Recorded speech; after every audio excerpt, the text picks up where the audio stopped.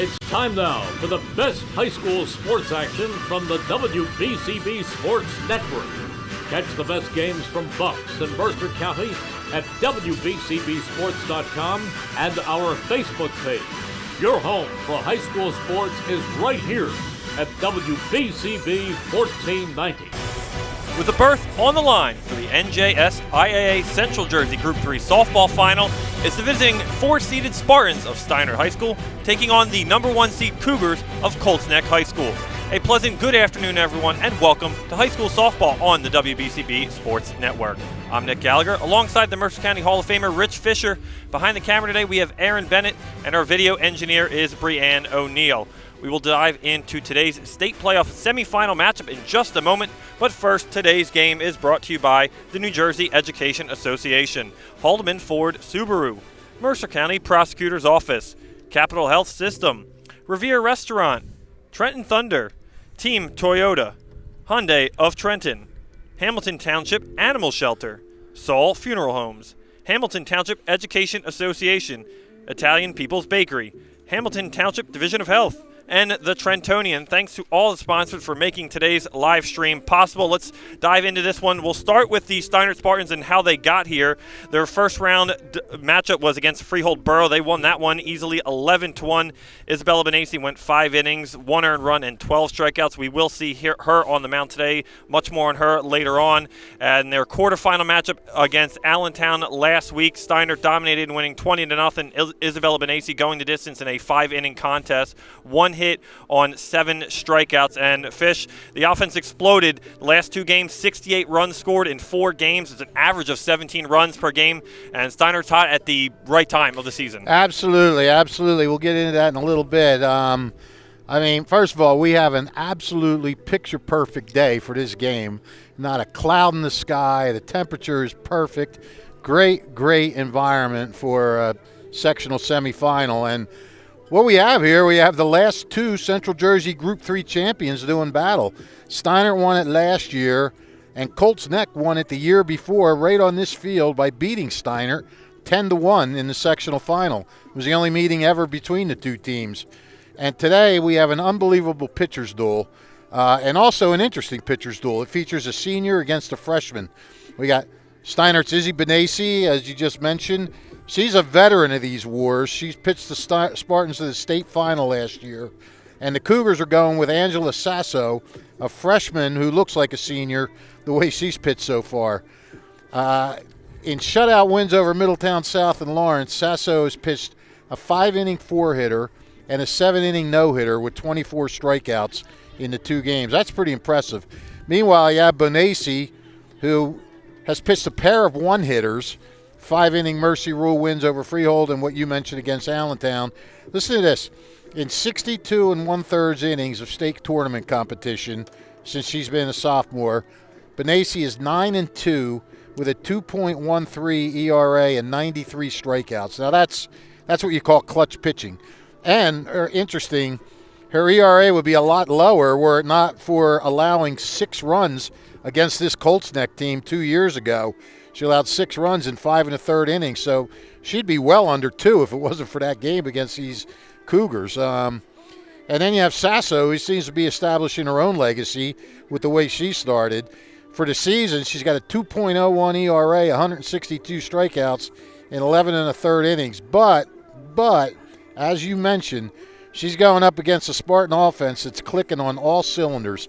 Steinert's won 9 of its last 10, and you mentioned what they've got in their last 4 games, but in their last 9 wins, they've averaged 13 runs per game. So this hot streak hasn't just started. It's been going on for a while. They've won the 2 state games, 31-1 combined score. And we were there on, what was it, Monday? What's today? Thursday? We were there Monday or Tuesday, whenever that was. I think it was Wednesday last week. When they scored, no, it was this week when they scored. Okay. They scored 12 runs in the first inning against Allentown. And, leading the offense for the Spartans is senior Sierra O'Neill. Her average has climbed to 548 after going 4 for 4 against Allentown. She leads the team with 35 RBIs, and she's got a lot of those RBIs thanks to 2 freshmen at the top of the lineup, Mia Pope and Bianca Walsh. These 2 have been an absolutely invaluable addition to the Spartans this year with the way they get on base. Pope's batting .492, 27 runs scored. Walsh is at .507, 33 runs scored. They both had 3 hits against Allentown. So, state tournament pressure hasn't bothered them so far. Steinert's batting .360 after a slow start. Steinert's at .367 as a team, which is 20 points higher than the .347 mark Colts Neck has put up. I mean, they're no slouch offensively.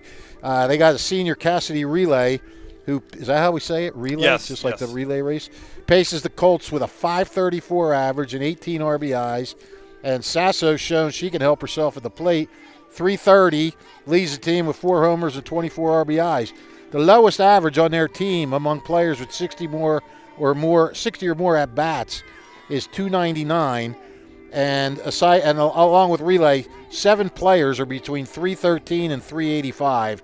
And the Cougars can hit the long ball. They've got 11 home runs as a team. Bonacy will try to continue her state tournament dominance against the powerful Colts. She'd really love to make up for that game 2 years ago.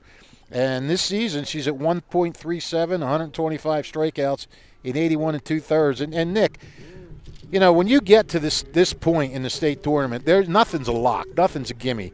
I mean, you could take that 1 seed and throw it out the window against a 4 seed. And we saw that yesterday when St. Thomas Aquinas in the non-public A, South Jersey non-public A, they took down Donovan Catholic, a 3-time defending state champ that was ranked number 1 in the state. So if they can lose, anybody can lose. I'm not really sure there's a favorite in this game, you know? I mean, Colts Neck is the top seed. They're playing at home. Steinert's got some experience in these games. They're hitting well. I'll tell you what, the best thing we can do with this game, sit back and enjoy it. Absolutely, Fish. Absolutely. And I'm going to look, just to elaborate on what you said about Sasso and Bonacy there. The freshman pitcher pitching in her biggest game, her first year in high school, versus Bonacy, who's been there. She's done that. She's surrounded by good leadership around the program of Steinert. They always are in these type of games. And how is Sasso going to come out early on against a Steinert lineup that is lethal in the last 4 games? And since their loss in the Mercer County tournament, that really was the change for them of the guard of the season. Yeah, it was. Coach Jen Melker said that after that first game, after that Allentown game. She said, all right, we didn't win the county tournament. She goes, we've won 2 state championships without winning the county tournament. And that was, sometimes you got to take a step back, reevaluate, refocus, and they've done that, and they've been hot ever since. When you talk about Sasso, it's hard to say, because we saw a freshman yesterday in the St. John Vianney Notre Dame game, Madison McDougal. She's a freshman. She was in trouble the whole game. Bases loaded twice, runners on second and third a couple times, and she got out of it with just 1 run. And we mentioned yesterday that, there is something to being a freshman in a state tournament and you're going against seniors and stuff like that. But also when it comes to pressure games, these kids play a ton of travel softball. I mean, it's almost like high school is their side job, Yeah. I mean, it means a lot, and they want to play, and they want to win state championships. So, yes, there is pressure, but it's not like, she hasn't played in these kind of high-level games before. Again, though, she is a freshman, and you don't know, Bonacy was a sophomore when she gave up the 6 runs here last time against it was a very good Colts Neck team. I actually covered that game, and Colts Neck was good. I think they went on to win it all that year. I'm not exactly sure. But, I think a big key for Sasso is if she can get those first 2 freshmen. Now, she's going against fellow freshmen in her first 2 batters that she's facing. So if she can put them down and, get through a clean inning, that's going to do a lot for her confidence. If Steiner could come out and bat around like 3 times like they did against Allentown, then that's going to be, and I know that's not going to happen. Yeah. But it depends. It depends a lot on how they come out and how they set the tone and everything else. So looks like we're getting ready to roll, pal. If you want to do the starting lineup. Yeah, let's get through that starting lineup. For the Steinerts, leading off for them will be playing shortstop this afternoon will be Mia Pope. Hitting second, doing over at second base is Bianca Walsh. Hitting third at third base will be Sierra O'Neill. In the cleanup position and in the circle today will be Izzy Bonacy. Hitting fifth and doing the catching will be Addison Hassan. Hitting 6th, and the designated player today will be Katie Simonka. Hitting at 7th and at first base will be Paige Schultz. Hitting 8th over in left field will be Abby Mazer. Hitting 9th in center field will be McKenna Spack. And 10th will be Gia DeMeglio out in right field. Perfect timing. As we are set for first pitch, as Sasso is ready, Mia Pope in the box. The first pitch is high upstairs. Pope watches that one for ball 1, and we are underway from Colts Neck High School. The other thing these two leadoff hitters do is they can get on with walks. Pope has 10 and Walsh has 16. So they have pretty good eyes up there.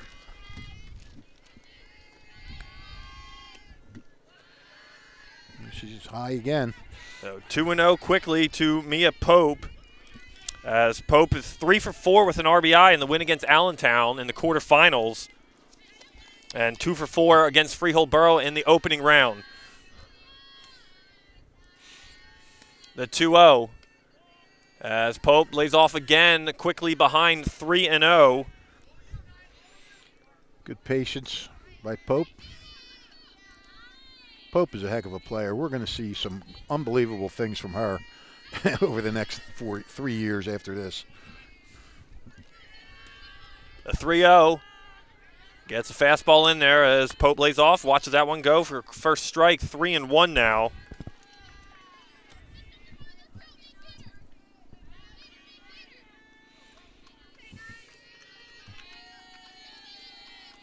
If Pope can get on here, she has 6 stolen bases, .492 average. Patient first at bat. The 3-1 pitch is tipped, fouled in the glove for a called strike. So it'll be a full count as Sasso battles back here to get the count even up at 3-2. Put a little mustard on that one. Good job battling back by Sasso. Now all even. Fouls that one back, staying alive, 3-2. Pope's got to be defensive now. Pope taking some good hefty swings, as you can see. She's not a slapper. I mean, she could, but I don't think that's her whole MO. Sasso to wind up the 3-2 is popped up into left field. Playable out there in left for Juliana Kowalski as she records the first out of the game. One away here.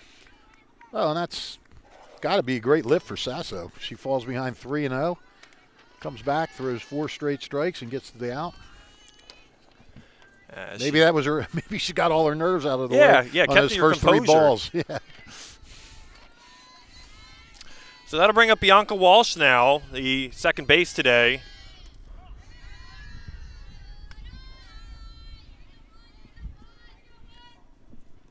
Sasso does not hurry. She likes to take her time between these pitches.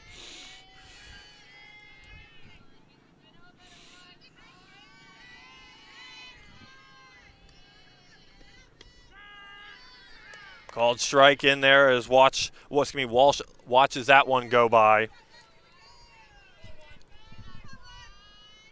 Is that the scoreboard thing Yes. up there on the school? Okay, it Yeah. doesn't give the count though, huh? No. Thought it would. Need binoculars to see it anyway. As Walsh watches that one go, 2-1 now. Walsh, the freshman, the second freshman in this opening lineup for the Spartans this year. In 71 plate appearances, hitting .507 and 36 hits.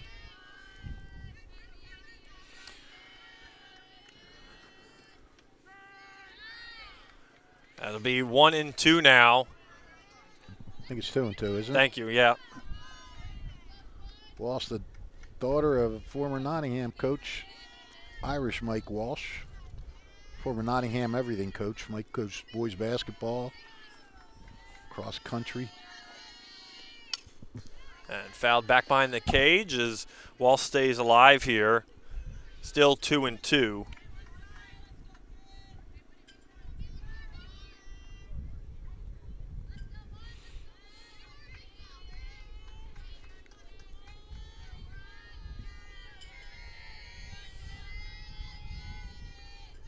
So the windup, the 2-2 pitch is again fouled back behind the cage, keeping herself alive.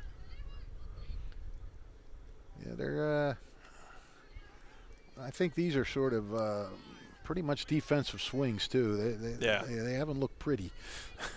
They look like they're swinging to just get a piece of it. I mean, first time fish through the lineup when both teams don't see each other too often. They have, as you mentioned in the open. Right. But you just got to get a feel for a freshman pitcher as Walsh is rung up there, tried to hold her swing back. A strike nonetheless. 2 away now. So Sasso getting some long ABs, but able to keep the Spartans quiet so far. 2 outs. That'll bring up Sierra O'Neill now for the first time this afternoon. She is the hottest of the hot, Sierra O'Neill. Got her 100th hit in the opening round of this tournament. Tacked on 4 more in the second round. First pitch to O'Neill is upstairs for a ball.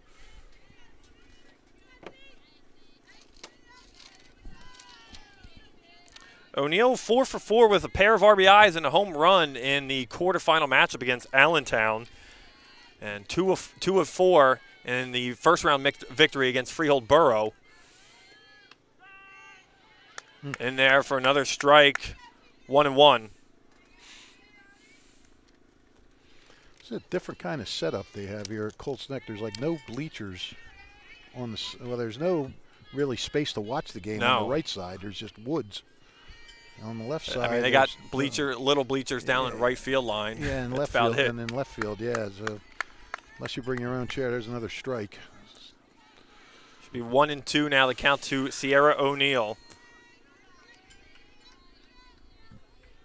Sasso tries to work out of the first inning here. The 1-2 pitch swung on, struck her out. Back-to-back strikeouts for Angela Sasso to end the top of the first. No hits, nobody left on, and the Colts Neck Cougars coming to bat right after this, right here on the WBCB Sports Network.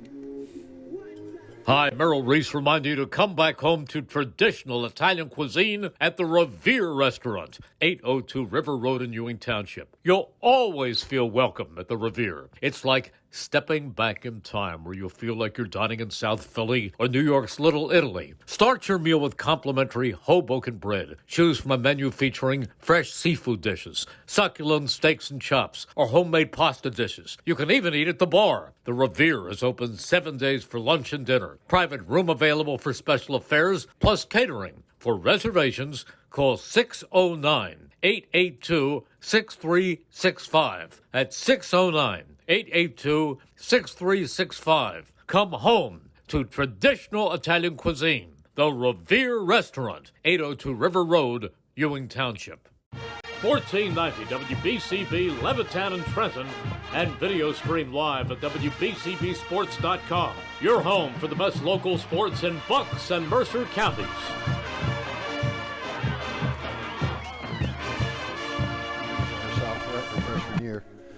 And welcome back, everyone, to Colts Neck High School. Let's take a look at the Cougars' lineup today. Leading off for them in center field will be Cassidy Relay.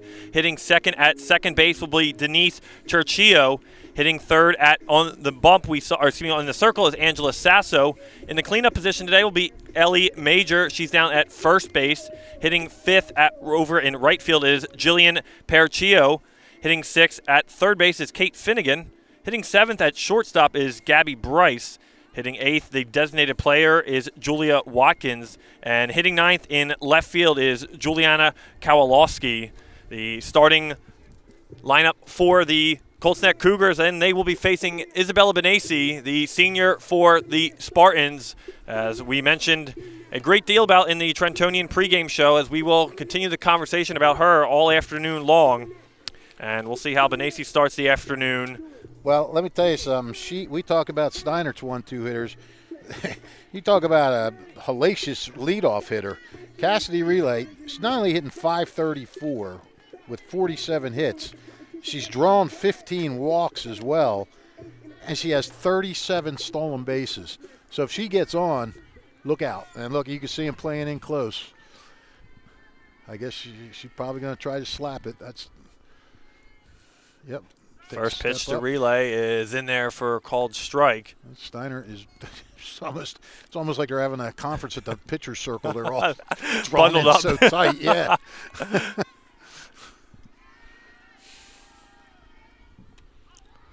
As Relay lays off upstairs, 1-1.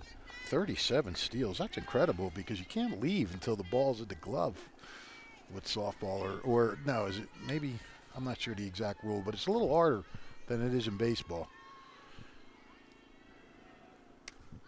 Popped up, headed towards us, almost caught. It's going to be a fun Dodge afternoon for us if that continues to happen. You shouldn't worry. You got me in front of you. I know, but I got to protect you. That's right, you do. I'm old. As Relay watches the ball upstairs, 2-2 now. Relay 3 for 3 in the first round matchup against Middletown South, where Cougars went on to win 10-0. She fouls another pitch back well into the woods. So you have to figure she's got some speed. She's got a pretty good name for speed. When you think of speed, you think of a relay team in track, and she got some speed, all right. You wonder if she is on the track team. It'd be funny. That'd be a tough trick. Should be a practice right behind us then. The pitch from Benassi as almost a call trick on the outer part of the plate. What it will count will go full now to Cassidy Relay. Close take.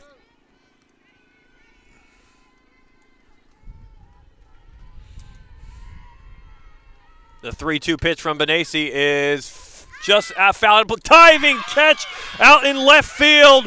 Abby Mazer was all laying out to grab the first out of the inning. We had the perfect view of that. Abby was coming right at us.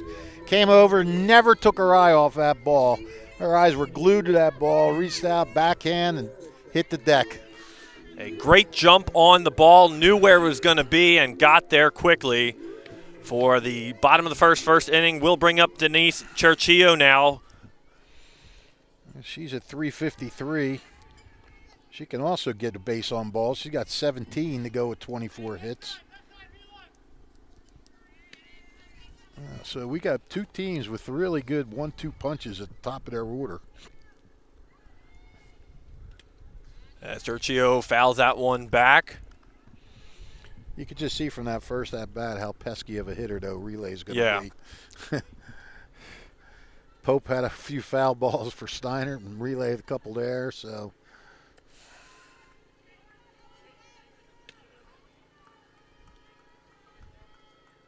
As Benassi stepped around the circle for a moment, got reset. The pitch is again fouled back, again deep into the woods there. This setup, they must lose a lot of softballs throughout a season. You know, I would like to know the over-under for balls that go out of here during the game and how many they actually find. It's got to be at least 2 dozen. I guess. Upstairs as Churchillo lays off that one now, 2-2. She's got 3 RBIs in this sectional tournament so far. 4 of 6 from the plate.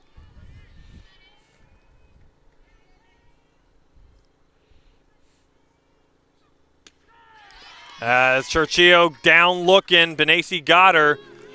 2 outs now as Benassi long at bat there. As she retires the second batter, it'll bring up Angela Sasso now. So the first time today we have a pitcher versus pitcher duel. And both pitchers hitting in this game, so both very good all-around softball players for sure. She got a slugger stance up there. Sasso swings the first pitch right back to Benassi. She grabs that one. 1 pitch, 1-2-3 inning for the Spartans. Sasso owes her one.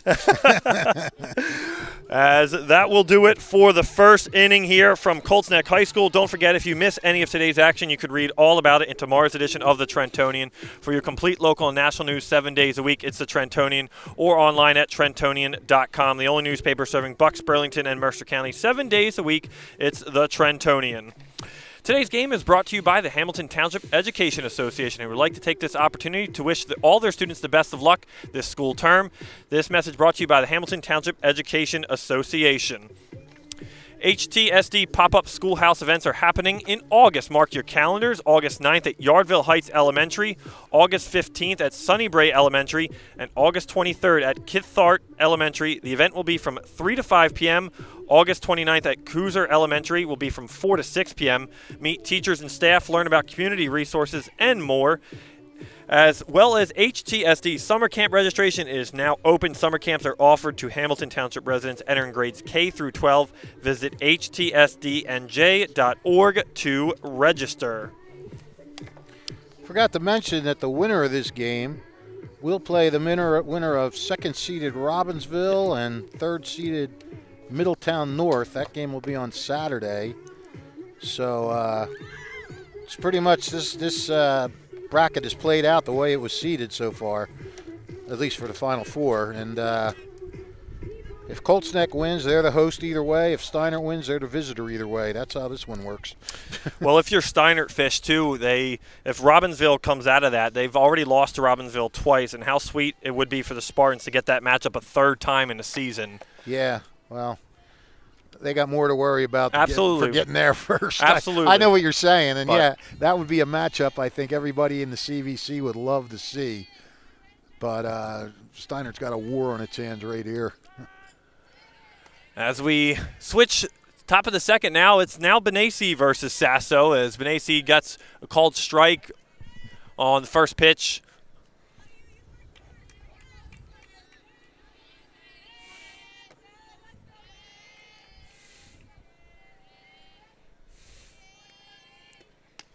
Pitch from Sasso is downstairs as Benacy lays off that one 1-1.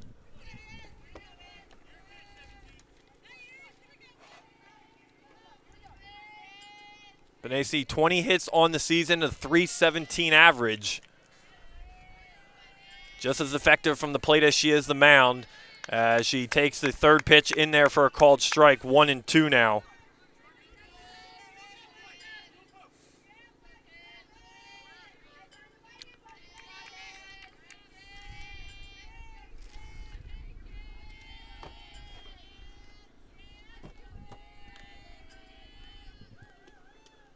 Benacy swung through that, showed bunt for a brief moment, but struck out there. One away here in the top of the second. Well, Sasso's on a roll, 3 straight strikeouts. And exactly what she needs for her own confidence. Oh, I don't think her confidence has any problem from what I've seen. As it'll bring up Addison Hassan now for the first time this afternoon, the cleanup hitter for the Spartans. Hassan takes the first pitch from Sasso for a called ball. We mentioned the sectional finals are Saturday. Just looking ahead past that, the state semifinals will be next Tuesday, the 6th. And the state finals would be at Kane University on Saturday, the 10th. So,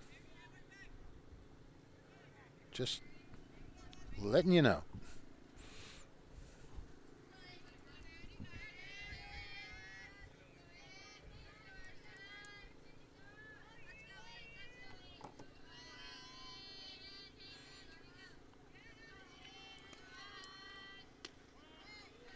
I hear a generator running here. Is that ours? Yeah, that is actually Colts Neck's generator, how we got power today, Fish. Oh, okay. I probably should have told you from the jump. Yeah. Without that, we would have nothing today. That would not be good. Be hard to get on the air. Yes, it would. We just have to talk really loud. Which we generally, both of us, can do Yeah, if necessary. Our voices could carry 40 miles.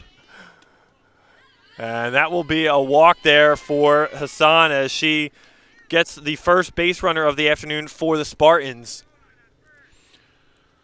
I was at the pool the other day, and my girlfriend Barbara told me on a phone call that the entire pool could hear what I was saying.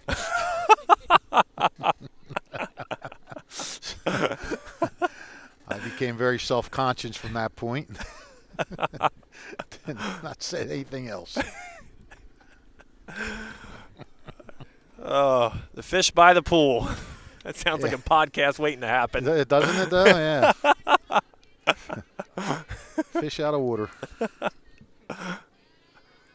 Rotating guests every week, Mercer County coaches, whatever. Whatever the fish by the pool wants. Talking loud.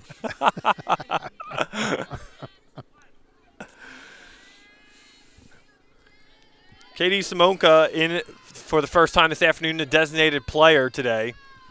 As sure Katie takes a ball one. I think we have a courtesy runner out there, too. Number 24 is Brooke DeWitt running for Hassan.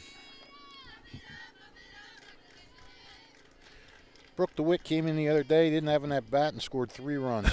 That's incredible.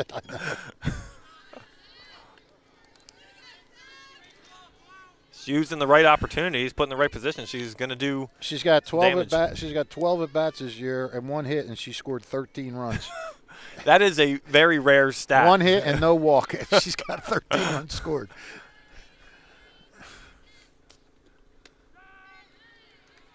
And there for a called strike to Simonka now. 2-1.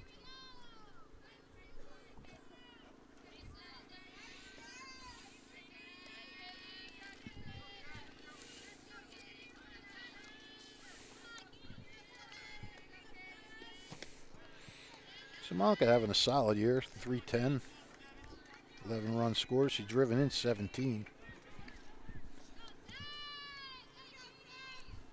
Tell you what, we saw that St. John Vianney team yesterday. You talk about a powerhouse offense.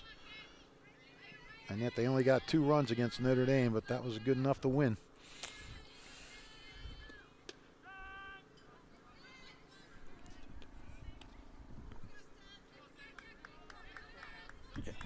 Full count now to Katie Simonka. And to your fish point, too, Notre Dame is really getting hot at the right time. Their offense was doing well, and to only score 1 run at home, it's just a shame to see them bounce out of the sectional. It was a tough loss for them, but this St. John Vianney freshman, she's something special. She's the daughter of the coach, Kim Lombardi, and she made the right pitches at the right time and just never got flustered. I asked her after the game, do you feel like a freshman? She goes, not at all. The 3-2 pitch. Swung on, struck her out. Second out of the inning. 4 strikeouts now for the freshman, Angela Sasso. Paige Schultz. Paige Schultz got a huge hit the other day. After hitting 5 home runs last year, she didn't have any this year, and she got her first one the other day against Allentown, and Jen Melker was jumping up and down in the third base box. She was so happy for her. Schultz was happy for herself. So it's been a long time coming. She's at 290 now. 11 RBIs. And that 1 home run. She'd love to add to that total. Looks like a pretty good poke, though, to get one out of here to right field. Fouls that one back. She hit that one out of here. Just went the wrong way. 1-1 now to Paige Schultz. Spartans, the lone base runner of the afternoon so far.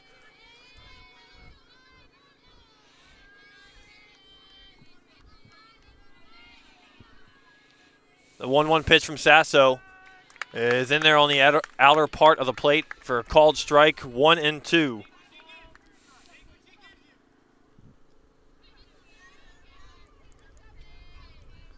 You know, yesterday, Fish, I was doing Lawrence and Matawan, and just seeing Sasso taking her time, the starter for the Matawan, Brandon Falco, maybe 10 seconds between pitches. He was quickly throwing them. Ooh, where was that? Just missed there from Schultz. Yeah. Took guts to take that one with 2 strikes. Yeah, Lawrence with a late rally, huh? Yeah. Very exciting game. Kellen Moore helping his own calls essentially got the game-winning RBI. Swung on, struck her out. 3 strikeouts in the inning for Angela Sasso. 5 on the afternoon. 1 person left on base. No hits. We go to the bottom of the second. Cougars coming to bat right after this on WBCB Sports Network. This is Merrill Reese reminding you that Haldeman Ford Subaru on Route 33 in Hamilton Township is more than just a great place to purchase a new Ford Subaru or pre-owned car or truck. Their collision and service centers services all makes and models and specializes in fleet service. Haldeman's Collision Center is renowned for their work work. It's a state-of-the-art facility. All insurance accepted, free estimates and loaner cars available, and one of the friendliest staffs around. From small dents to major repairs on any make or model, it's Haldeman Ford Subaru Collision Center, Route 33 in Hamilton Township. They're good! Capital Health's primary care network continues to grow, bringing its extensive option of locations to your neighborhood. Whether you're scheduling a wellness checkup or not feeling well, advanced medicine starts with a Capital Health primary care doctor at locations near you in Mercer, Bucks, and Burlington counties. To find a Capital Health primary care location that's convenient for you, visit capitalmedicalgroup.org. That's capitalmedicalgroup.org. 1490 WBCB Levittown and Trenton, and video stream live at WBCBsports.com. Your home for the best local sports in Bucks and Mercer counties.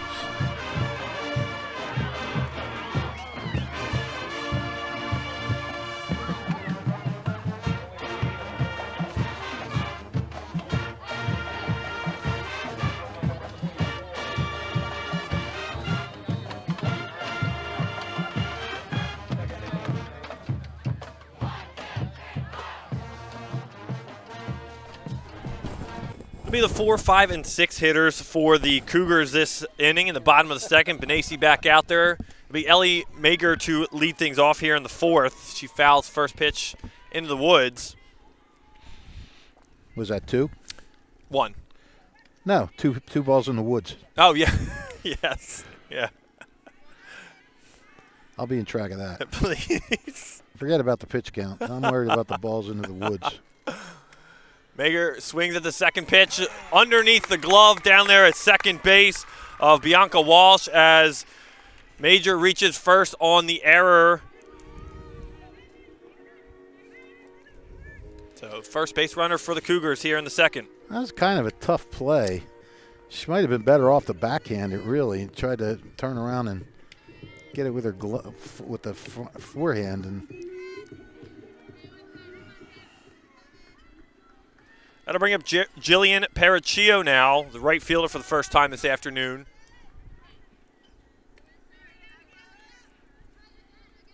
Excuse me, Jillian Percaccio.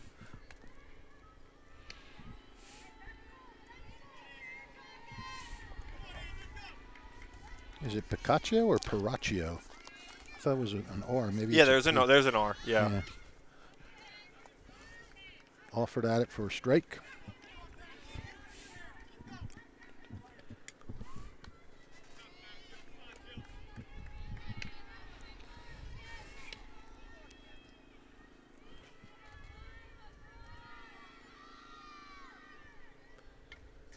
Oh, 2 pitch fouled back.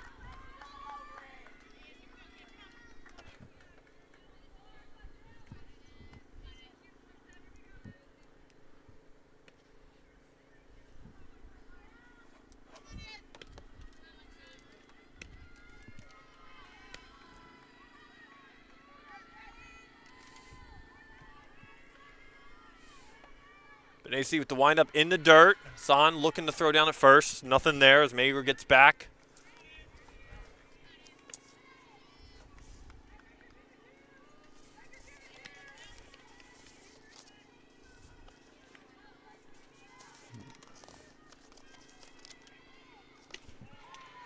As Paracaccio lays off that one, 2-2 now. Mager only has 1 steal, so I'm not sure how much of a threat she is to go.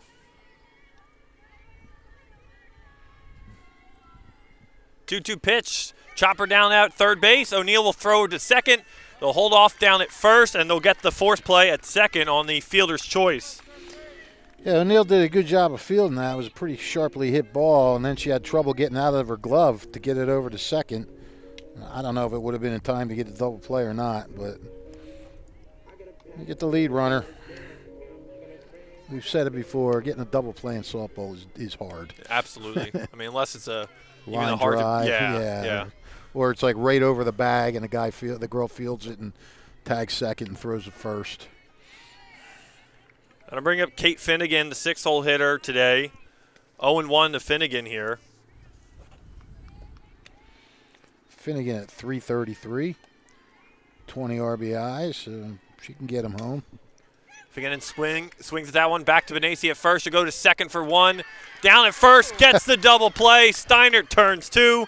End of the inning. Wow, Fish, just when told you said. Told you it was difficult to turn a double play in softball. As the Spartans turn two to end the bottom of the second there. As the Spartans coming up in the top of the third. If you're looking for a loving pet to add to your family, consider visiting the Hamilton Township Animal Shelter at 2100 Sylvan Avenue. Let's meet today's adoptable pets of the game. Dog Sheba is 4 years old, sprayed female. Sheba is an energetic, playful gal, ready for fun and games. She is exuberant, high energy, and will benefit from an active family that can take her on hikes and excursions that will sap up some of her energy. She is instantly friendly when greeting new people, jumping up for attention and pets. She would benefit from some training so that she learns how to greet people more politely. Sheba seems social and curious about other dogs, but also snarky and easily frustrated. She may be able to have dog friends if introduced properly with gradual introductions with low-key playmates. She would best as the only dog in the household. Our second pet today is Lilith, is a young, sweet, petite, curious kitty who is looking for a quiet home where she can feel secure and happy. She's lived with other kitties in her previous home, but really prefers to be a single kitty. She makes a happy little housemate for a lucky adopter. The Hamilton Township Animal Shelter is open Monday through Saturday, 10:30 a.m. until 3:30 p.m., Thursdays until 7. Closed on Sundays. View more of their adoptable pets and learn about volunteer and foster programs at hamiltonnj.com/animal shelter. The Italian People's Bakery is proud to support high school sports on the WBCB Sports Network. Visit them at their signature location, 63 Butler Street. Finest rolls, deli meats, and pastries. Drive by to smell that homemade bread made daily or have them cater your next party or affair. 63 Butler Street, place to go for the best hoagies on Sunday afternoon and the finest dessert trays for your special get-together. Visit them at 63 Butler Street in Chambersburg. The Italian People's Bakery since 1936. Back to action here, top of the third for the Spartans. As leading off for them will be Abigail Mazer now.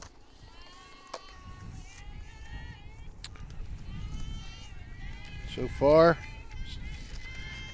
Sasso has been stellar. Say exactly as advertised. Yep. Abigail Mazer, she's disappeared. Where is she? Well, she disappeared. She's right there.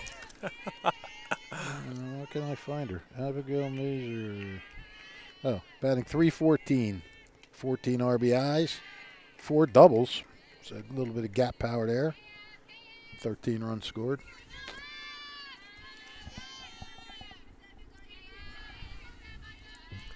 One and two to Abigail Mazer here. Well, we did say it was hard to turn a double play, but they did get the perfect double play ball, a comebacker right to the mound. Yeah, that is the easiest one. I mean, it didn't take long for the ball to get to her, so she could quickly get it to second and back to first. As Mazer down on strikes now, and 6th strikeout of the afternoon already for Angela Sasso. Yeah. Bring up McKenna Spack now for the first time this afternoon in the 9-hole hitter, excuse me. She has gone against a team that is just hitting like maniacs. So far has tamed them. But like you said, sometimes you go once through the lineup and you get a look at her and then see where you can go from there, maybe make some adjustments. Yeah, absolutely. Especially with the freshman, you just have to see what she's doing and adjust from there. Spack backed out of that one. I'd almost be willing to bet, though, that somebody on that Steinert team has gone against her somewhere in the travel wars. Yeah. I mean, they've got some young players on Steinert that are very easily could have gone against her. 2-0 pitch from Sasso to Spack is upstairs. 3-0 now.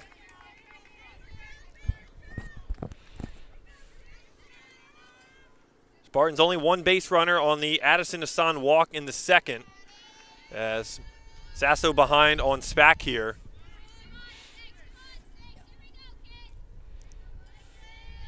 Sasso ready, the 3-0 delivery is in there right down the middle for a called strike. Spack laid off that one.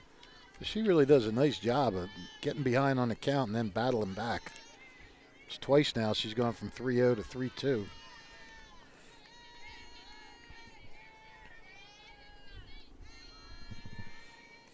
The 3-1 is in there for strike as Spack tried to slap that one. Oh, now it's 3-2. Sorry about that. That's all right. It's not that scoreboard fish, you know, it's throwing us all off here. We have our own scoreboard. That's about it. Yeah, I'm going to have to start consulting that. 3-2 pitch from Spack. Swung on, struck her out again. 7 strikeouts for Sasso. Back-to-back to start here of the top of the third. Well, what I said is still true. I just said it early.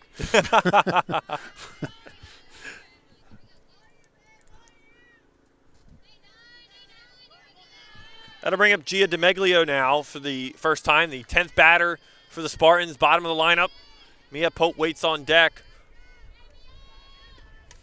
Bunts it beautifully down the third base side. Playable down there at third. Throw down the first. Not in time as DeMeglio with a nice bunt to get on for the first hit of the afternoon. You could not ask for a better bunt. But that wasn't DeMeglio. That was Mia Pope. Oh, my mistake there. So Mia Pope utilizing her speed. Perfect bunt. Wow. Just deadened it right there. By the time anybody could get to it, Pope would use her speed to beat it out. Bianca Walsh, second time this afternoon. The first strikeout victim for Sasso.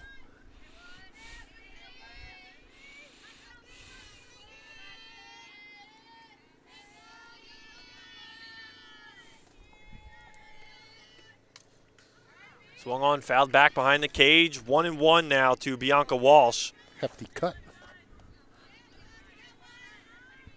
And with Mia Pope on board, as you mentioned, Fish in the first, 6 stolen bases to her name this year. Yeah, not a lot, but I mean, she can steal. 2 away. I don't think they would send Pope unless maybe a hit and run they saw. I don't think it would be a bad idea to send, try and get her in a scoring position with 2 outs. I mean, you can't bunt her over. Yeah. You know, I don't know if they'd send her, but I mean, I wouldn't be against the idea. I wouldn't bang my fist on the table and say, "Don't you send her." 2-1 pitch to Walsh. Pulled the bat back. Laid off for a ball. 3-1 now.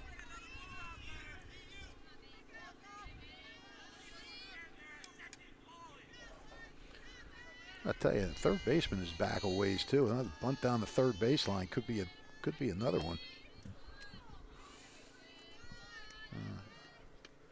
3-1 pitch in there for a called strike as Walsh watches that one go. Pretty much the whole outfield French from left field to center, right center is filled. A lot of people out to see this game.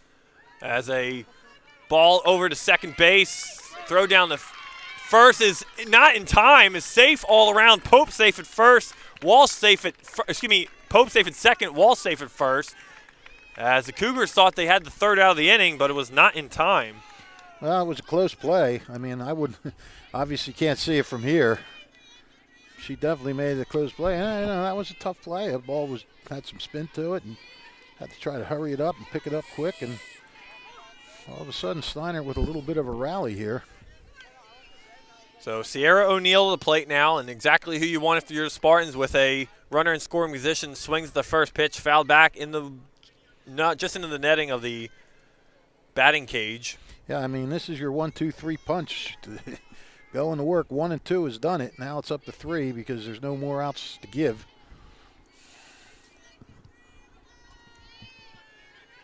Sierra O'Neill leading the team in RBIs and average. A big spot for the senior here. In there for a called strike. 0-2 now.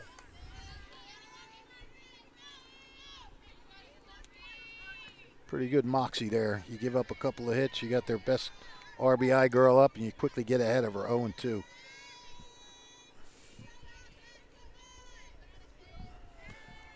Sasso ready, the 0-2 pitch. As a almost protection swing for Sierra O'Neill, fouls that one back, staying alive here.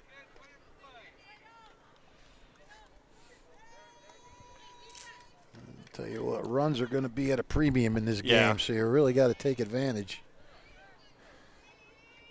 Any little thing you can do for both teams today.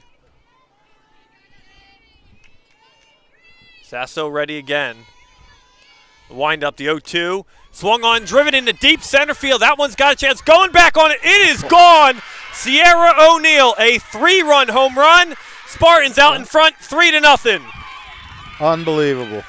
Unbelievable. Got behind on the count, 0-2. Hung tough on that one pitch. Just caught a piece of it, fouled it over, and then crushed one over that right center field fence. And Sierra O'Neill remains as hot as you can be after striking out in the first inning.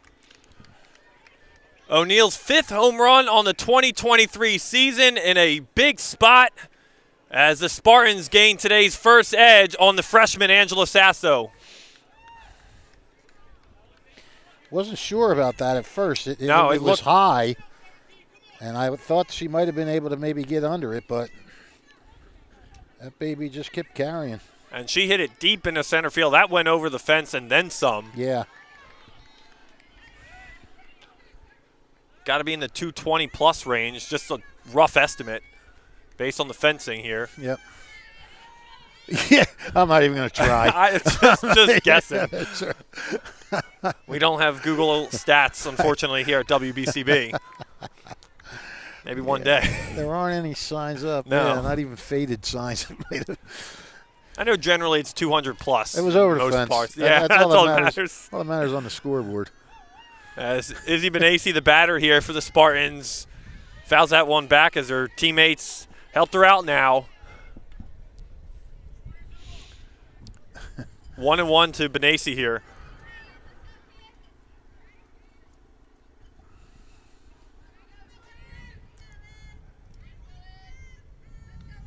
Boy, what a just a mentally tough at bat for Sierra O'Neill,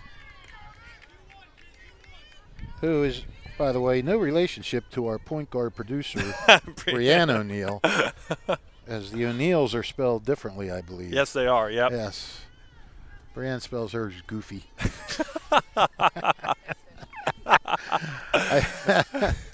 I actually have it in my phone spelled wrong. I have it N-E-I-L. Now I'm so used to knowing how it's actually spelled. When I go to look for you, I can't find you. I'm like, oh, that's right, I got it in wrong.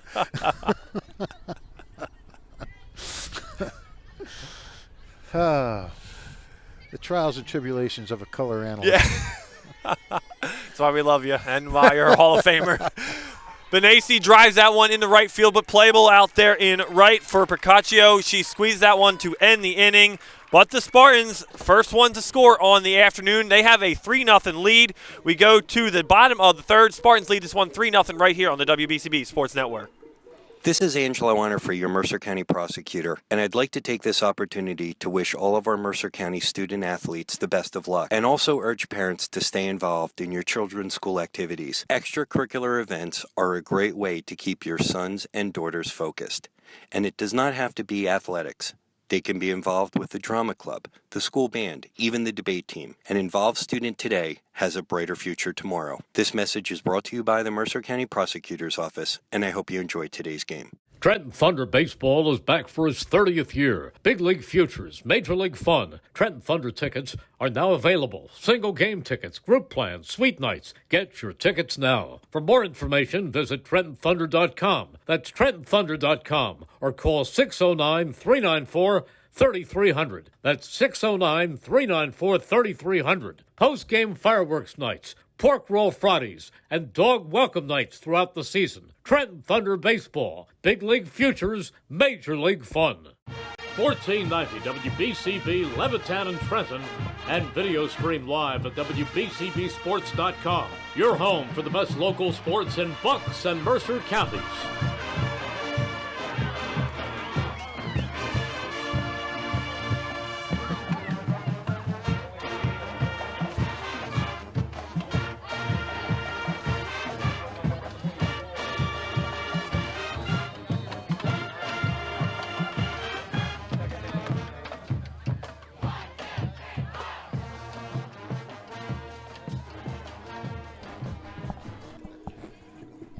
Isabella Benacy working with a lead for the first time of the afternoon, bottom of the third. She'll face the bottom of the order for the Cougars, the 7, 8, and 9. It'll be Gabby Bryce, Julia Watkins, and Juliana Kowalewski for the Cougars in this half inning.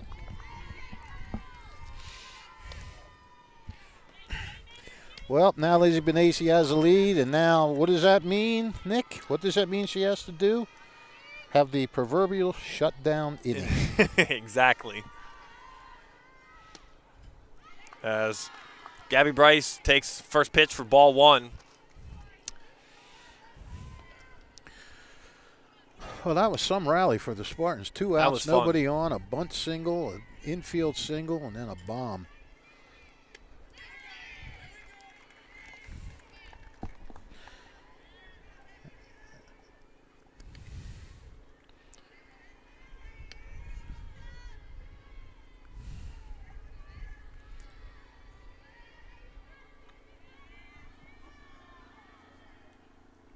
Oh, took one off of that. She just had to. It's kind of a defensive swing if there ever was one. But there was only how many strikes? 2. Is that, 1 and 2 now. It's now 1 and 2, yeah. But she looked uncertain and then just figured the die is cast and had to go. Gabby Bryce with a home run in the quarterfinal matchup against Lawrence. And she's 3 of 5 in the sectional tournament so far. Tell you what, that was good that Lawrence even made it to the state tournament, let alone they got through a first-round game. They started out tough, and they started getting it together. And Dana Williams doing her usual great job over there. Upstairs to Bryce, 2 and 2 now. Dana just full of energy, Dana Williams, every sport she coaches.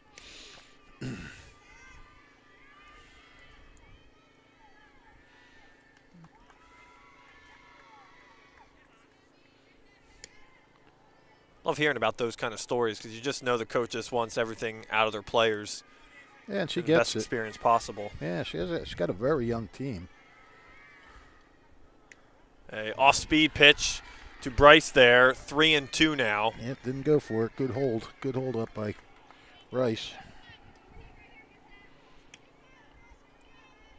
And boy, I'll tell you right now, Izzy Benacy does not want to walk the leadoff batter after being given a 3-run lead.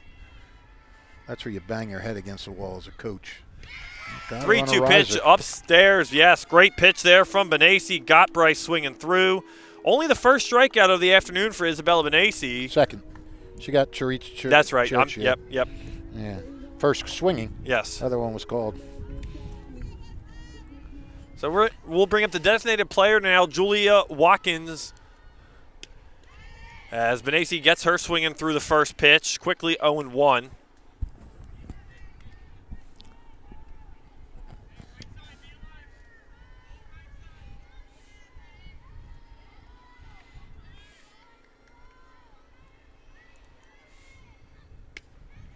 Oh, 0-1 pitch is inside for called ball. 1-1 to Julia Watkins here. Watkins, a pair of RBIs in the first round matchup victory for the Colts Neck Cougars, 10-0 win. As Watkins a part of that offensive eruption. As she takes pitch upstairs, 2-1 now.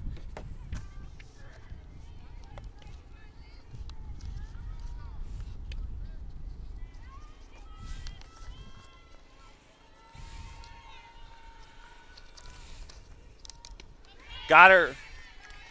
Big strike there. 2-2. Yeah, you talk this Colts Neck team's got some youth too. Bryce is only a freshman. Kowaleski's a junior. Mager's a sophomore. Procaccio's a junior. Sasso, as we mentioned, a freshman. So they've got some underclassmen too. There's a lot of good young softball teams in this state. In this Central Jersey area. Yeah. Donovan Catholic is loaded with underclassmen. Oh, as Watkins stretches out to reach out for the game's first hit for the Cougars. She stayed with that really nice. You could tell she was fooled on it a little bit, but she hung in there, stayed with it, turned on it nicely. Good piece of hitting there by Julia Watkins, who was actually only a sophomore, I believe. Yes, she is. Yes. Yeah, so. I mean, St. John Vianney's only got one senior in the starting lineup. Notre Dame's got, I think, one senior in the starting lineup. These are state-ranked teams. There's a wild pitch. As Watkins will move up to second on the wild pitch there. As Juliana Kowalewski now, the batter, she showed bunt and almost threw everything off. As Hassan will go into the circle and meet Benesi and make sure they're on the same page here with now Cougars runner in scoring position.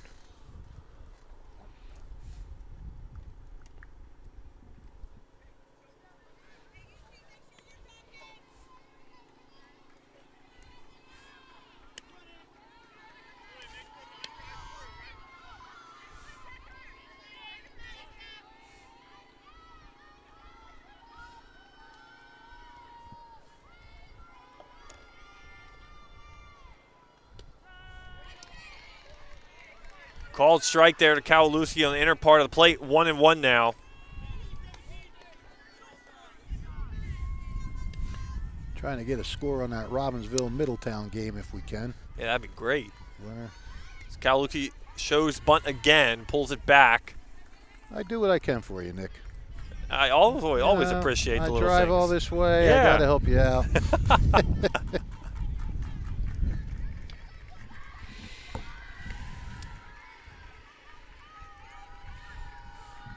2-1 to Juliana Kowalewski now. The 2-1 pitch is bunt on right down the first base line. Spartans let it go as it will be a fouled ball rolled down out of play. They sat there and looked at it as it rolled foul. You pick that thing up, man. Don't give it a chance to hit a rock or have the wind blow it back into fair territory. Benesi pounding her glove there a little bit. I think she wants to get a little more command here. I think she did on that one. Got her swinging. Second strikeout of the inning for Isabella Benesi now. 2 away. As we go back to the top of the lineup for the Cougars here, it'll be Cassidy Relay stepping in.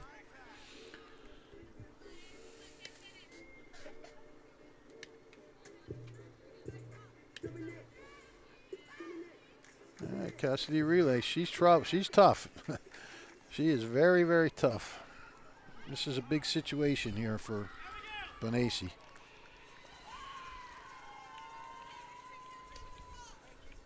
Sierra O'Neill is in front of third base bag, and Mia Pope shifted over to the right a little bit at shortstop. Relay, as we mentioned, she's got 18 RBIs. She's fourth on the team, 18 RBIs as a leadoff hitter. So when you get them on, she'll bring them in. And once again, Spartans just surrounding their pitcher. If she could just pop one over Pope's head, or Pope or O'Neill's head, she'll run. She could get to third. And plenty of room out there in right field too. She can pop one that direction. I think usually when you're slapping, you're trying to slap at the left field. What do we got? 2-1? 2-1.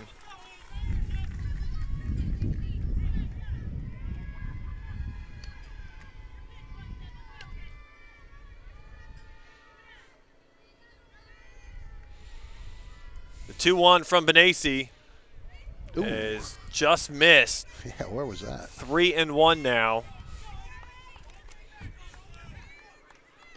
As Benesi tries to get out of this third inning. Behind 3-1 here. The 3-1. As Relay thought that was ball 4. Benesi got it in for a called strike. So did Fish. That ball was high. Looked a little high, too. Yeah, I mean, that didn't even have to be whether it was on or off the plate. It was high. Well, I think she got away with one the first time. As just fouled down the line. Could have been trouble for the Spartans. they catch a break. I don't know if that was a makeup call because that one pitch looked like it was in there and he called it a ball, but that one was definitely a ball.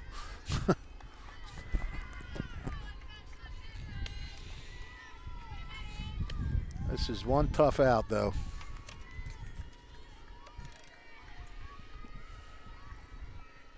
3-2 pitch. Yeah, there it is. In the left center field, down for a hit.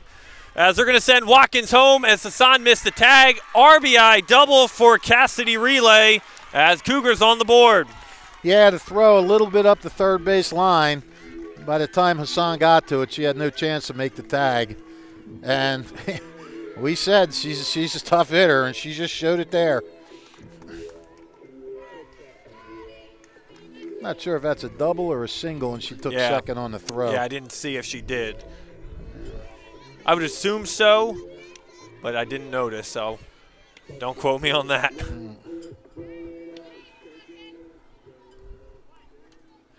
Bring up Denise Churchio now with a runner in scoring position for her now, as the Cougars able to get one back in their home half of the third. Yep.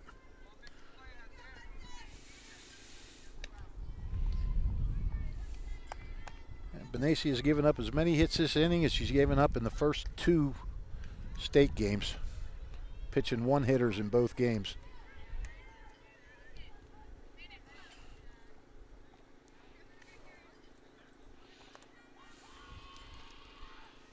This Colts Neck, I'll tell you what.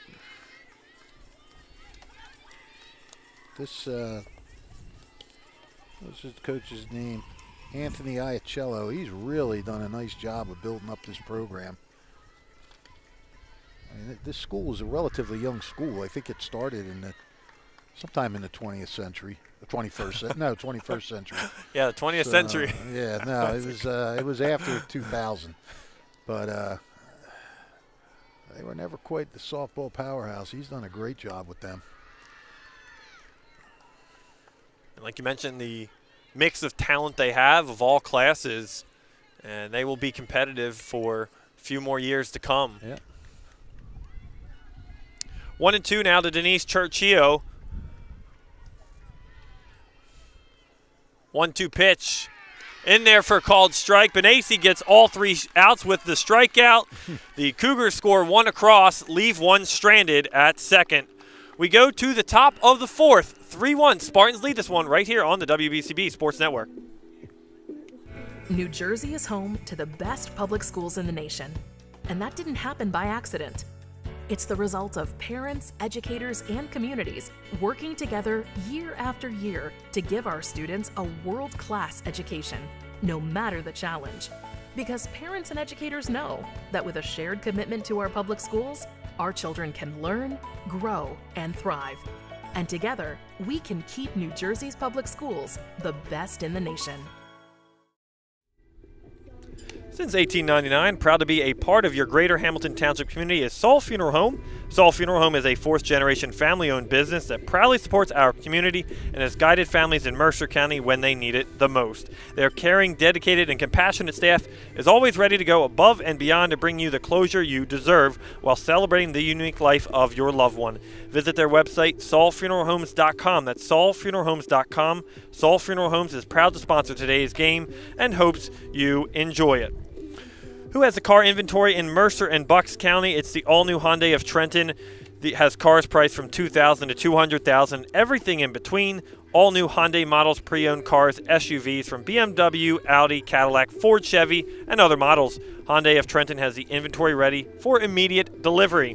Hyundai of Trenton, the area's newest auto dealer, has the cars in stock at 1655 North Olden Avenue in Ewing Township. As we are back to action here in the top of the 4th, it'll be Addison Hassan, Kate Simonka, and Paige Schultz for the Spartans here in the top of the 4th. Well, that wasn't the exact shutdown inning that Benassi wanted, but it was okay because she left the runner stranded on second.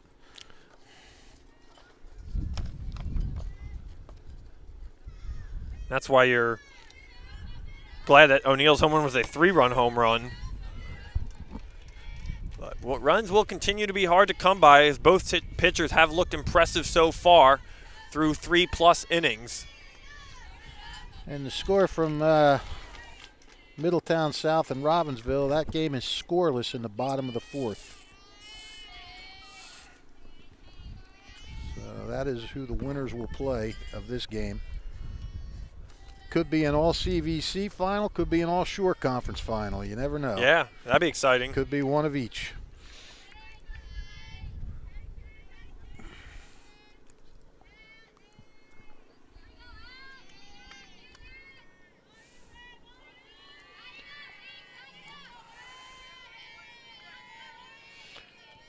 Going back to that last inning, Denise Churchio was not happy with that called 3rd strike. It's the 2nd time she's been rung up looking now, so a little bit of frustration, I'm sure.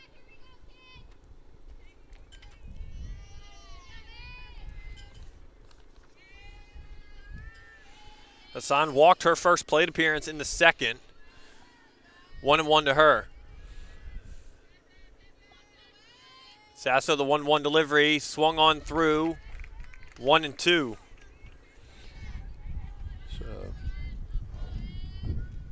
that Robbinsville game seems to be moving right along. They started 15 minutes after us, and they're ahead of us now. Well, that's what happens when you score runs. Yeah. You get held back. Especially back-to-back. 1-2 pitch to Hassan is popped up behind the Steinert dugout. Another one into the woods. I believe that's 3. Why don't you get on that, Nick? I'll take over the play-by-play. I wouldn't mind going for a little hike in the woods. Well, we got Barbara here. Want to go look for the balls? I'm sure that's how she wanted to spend her afternoon here at Colts Neck. Come all the way this way. Yeah. Let's go find softballs in the woods. Well, we give her a good seat here next to us. We do. Got to earn that seat. We treat our guests well. You think it's a free ride?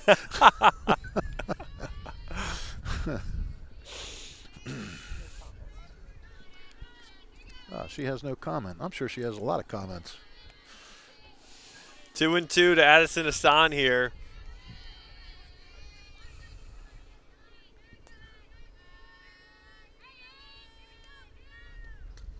Two-two pitch, again fouled back into the woods. Another one back there. There you go. Barbara's on. Barbara's volunteering that one. Maybe they pay you, babe. Maybe it'd be like $1 a ball or something. Come on. Hey, you make $20 in a day. That's pretty good. Doing something like that. Looks like the Cougars send some younger players out to go get them. I think they're used to this. They deploy the troops. I know. Hassan drills that one into right field. Will get all the way up against the fence. She will try to head for second, in there, sliding safely head first, and she's in there. That's some hustle. She held for a minute. She held up, and then when they saw they were having a little trouble with it in right center field, she took off, and she knew it was going to be close. Big, hearty head first dive there in the second. Great hustle, and those are the kind of plays that can fire up a team. So she gets a 4th inning started with a leadoff double now, as Brooke DeWitt will come back into the ball game to pinch courtesy run. Yeah, she has to score at least 1 run to keep her pace of scoring more runs in this season than games played. Well, good start being at second to start the 4th here. Let's see what they do here. Let's see if they bunt her over with Katie Samanka, or they just try to play a little hit and run. She showed no indication of bunt whatsoever. As a ball to Samanka there, 1-0. Katie struck out swinging her first time up.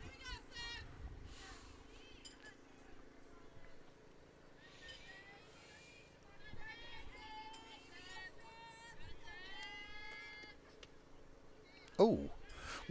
Just missed. 1-1. Look, we're not behind the plate, so we can't tell. Yeah. But boy, some of these pitches. But yeah, I on a pitch like that, you don't know. It could have been off the plate. We couldn't tell. As again a close call. 2-1 now.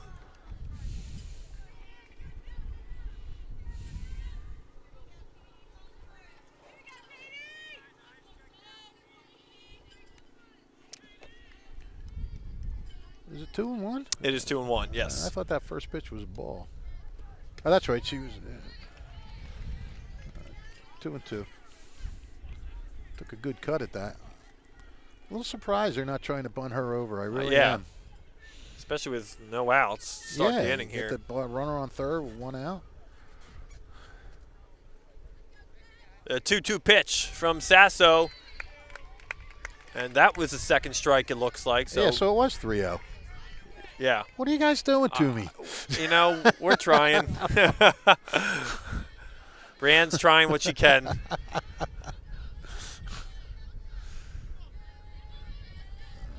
The 3-2 pitch now is popped up out of play again. That looked like it might have been a little high, but you know what? Definitely too close to take.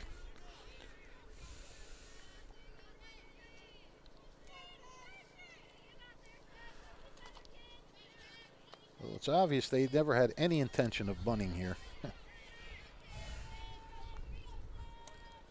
3-2 to Simonka is downstairs in the dirt, and the patience pays off for her. She draws the walk.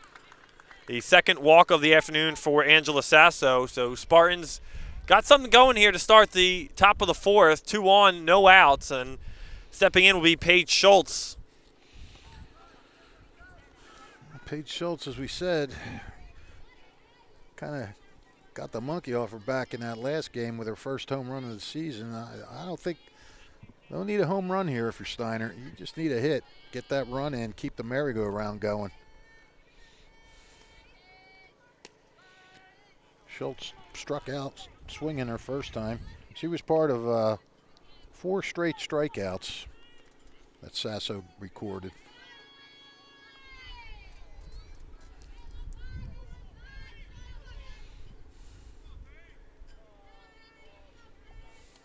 The 0-1 is in there Good for a pitch. called strike quickly. Schultz behind 0-2. Well, Sierra O'Neal was down 0-2, and we saw what happened there. 3-run homer, but again, Steinert just wants a single. Schultz lays off that one, able to 1-2 now. Even if you don't get a hit, if you just move the runners Right, over, yeah. know, just make Any it a kind of way. productive out. Yeah. You pull the ball to second baseman's playing really deep. Schultz with 18 hits, 11 RBIs on the season. Pitch upstairs, ball. 2-2. 2-2.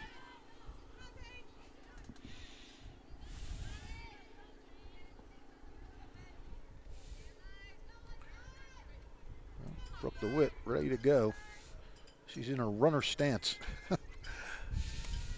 The 2-2 pitch is Oh. outside there. Count is full again. They must just be missing inside or a little bit. 3-2. Big pitch in this game for both sides. Steinert would love to have something positive happen, and this could be a big out for Sasso. 3-2 pitch, puts the ball in plays and just pops it up over to third base. Caught down there at third by Kate Finnegan. And the first out, and an unproductive out, Fish, Yeah, very as much you so. just said. Not something Spartans wanted, but only one away, still 2 on. It'll bring up Abigail Mazer now. And this is the part of the lineup that's had trouble, a lot of trouble with Sasso. Schultz, Mazer, and Spack all struck out the first time up they faced her. Schultz obviously making contact there, but not very good contact. And you mentioned the amount of full count that Angela Sasso has had this afternoon so far through 4. Besides the home run, has a lot of them in each inning so far, but is really, besides home run, is limited every time she's in a 3-2 hole. Yeah, she's done a pretty good job with that.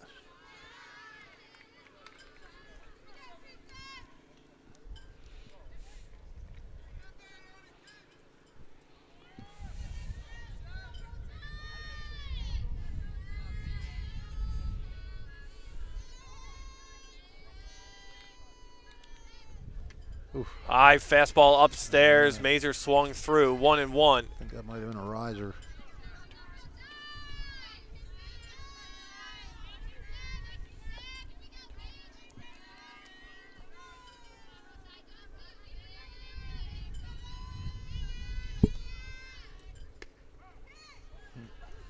As Mazer backs up their ball.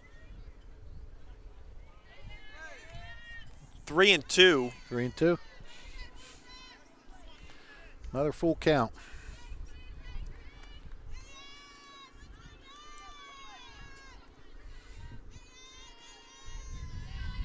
The 3-2 pitch from Sasso is chopped foul down the line, out of play.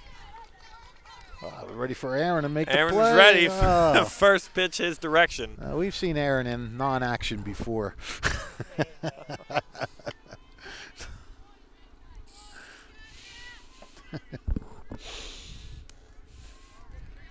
Aaron says, I'm not getting paid to do anything but shoot the game. Shoot this game.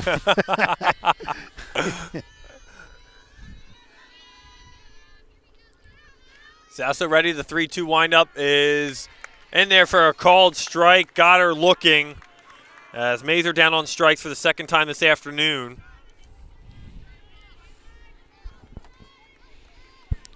Once again, Sasso looked like she's got a shot at getting out of this. Little jam, first and second, nobody out, and 1 out away from making it a moot point. Kenna Spack, the batter now for the Spartans, struck out her first plate appearance in the third. 1-0. She's a big batter right now for Sasso. She really wants to get her because you don't want Pope coming up with the bases loaded.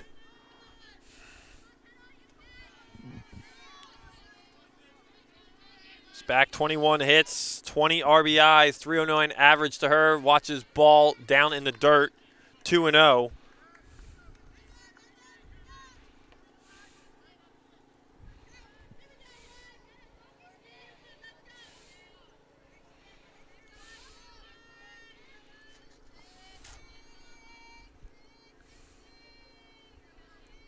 Sasso, the 2-1 windup is in there for a called strike, 2-1.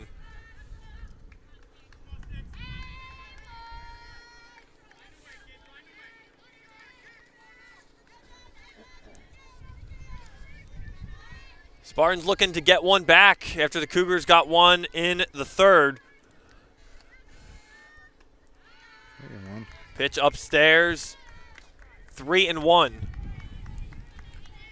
Every pitch means so much now. I mean, you get to this level now. We're in the middle innings, and everything's magnified.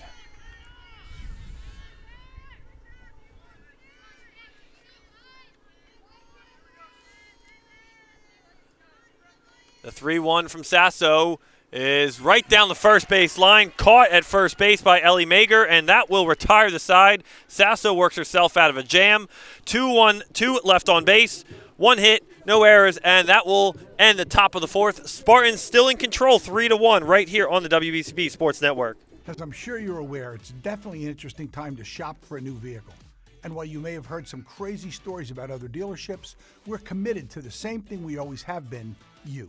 Whether it's finding you the perfect new car, hybrid, SUV, or truck, or a certified used Toyota or budget-friendly used car of any make, or keeping you on the road with fast, friendly, efficient service. But don't take my word for it. Check out our most recent reviews on Google and visit teamtoyota.net to search, shop, or schedule.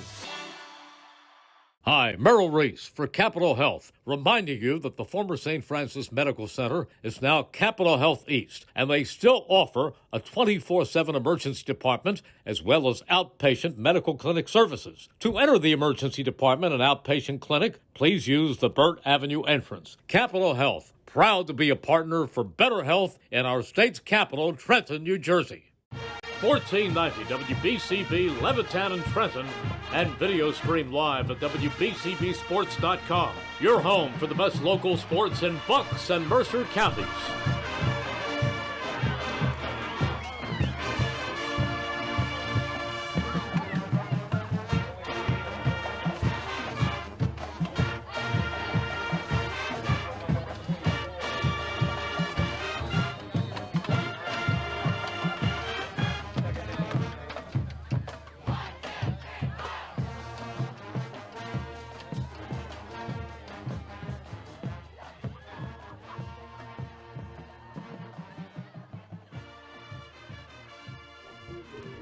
Don't forget, if you miss any of today's action, you can read all about it in tomorrow's edition of the Trentonian. For your complete local and national news 7 days a week, it's the Trentonian, or online at Trentonian.com, the only newspaper serving Bucks, Burlington, and Mercer County. 7 days a week, it's the Trentonian. Bottom of the fourth here from Colts Neck High School. Nick Gallagher alongside Rich Fisher, Brianne O'Neill for this one. And Aaron Bennett behind the camera. For the baseball fans out there, Colonial Valley Conference, Notre Dame is trailing 5-0 against St. Joe's Metuchen right now in the bottom of the third. So the Irish got to put on their heavy lifting work clothes. Angelo Sasso, the batter, to get things started for the Cougars here in the fourth. She swings. Oh. And a good play, almost good play by Mia Pope. Bounced up, on her, getting into center field. Will be an error for her as Sasso reaches. I don't score it that way. No? I scored out a bad hop single because how are you supposed to get that? You're down on the ball and all of a sudden it hops up right over you. I mean, I don't know. Everybody can call it what they want. I call it a single. I'll go with you. I trust you, Fish. Yeah, I mean, you know what you're talking about. I can see if it was a bad hop and it went off your chest and you had time to pick it up and throw it. But that thing hopped right over top of her. Yeah. I don't know what you're going to do. She made a good slide on it, moving to her left, and took that bad bounce. So leadoff base runner for the Cougars here. As it'll be Ellie Mager now, who reached base on an error. Her first plate appearance. Benacy's pitch to her, swung on, over to Pope again. Pope goes to second for one, down the first for two, and dropped down there at first base by Paige Schultz as the Spartans get the force out at second. That would have been something, 2-in-1 game. After my proclamation of how difficult it is, get a double play. And a good play there by Mia Pope to get that one, start the double play, almost double play. Well, she got a nice high hop on that one.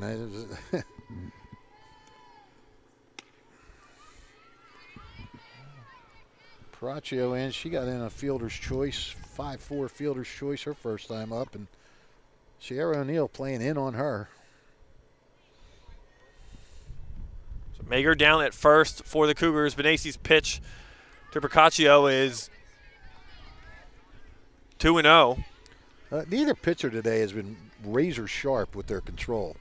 I mean, there's been some deep counts and things like that. There haven't been a lot of walks. No, only two. But there's for Sasso. there's been some deep counts and things like that. And popped up over to second base, squeezing on it. Down there at second is Bianca Walsh. 2 away now. So a big out there. One-handed catch. Flash and I were talking yesterday. I always catch with 2 hands in softball. That ball's so big. Yeah. Well, last summer my friend had a softball league, co-ed softball league for his work, and you needed 2 hands for that glove. Yeah. Now we got Katie Finnegan up, and she bounced into a double play the first time up, 1-6-3.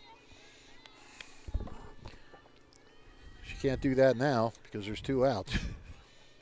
1-0 to Finnegan. Benacy ready. The 1-0 pitch is in there for a called strike. 1-1. Yes.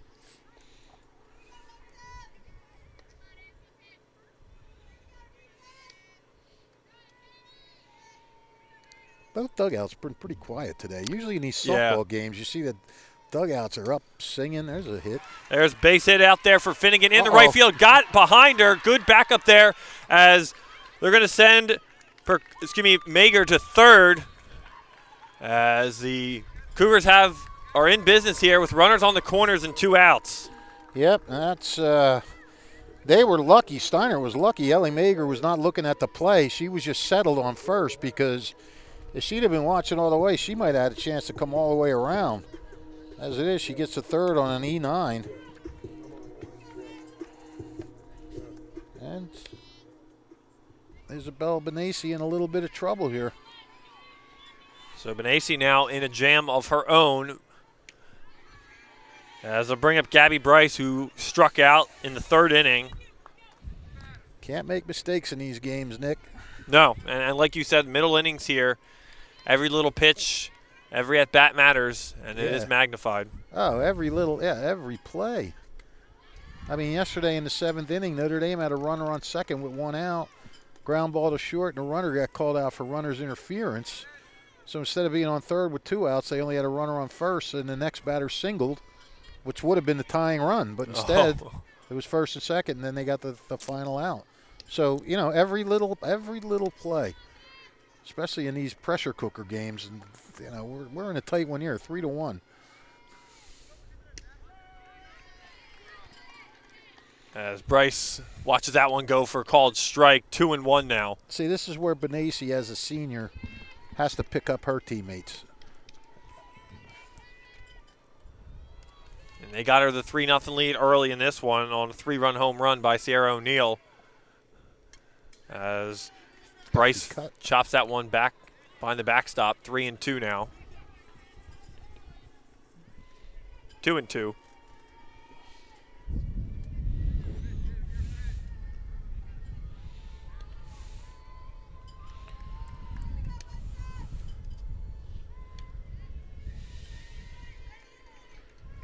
And again, another big pitch. A lot of big pitches in this 4th inning for both sides.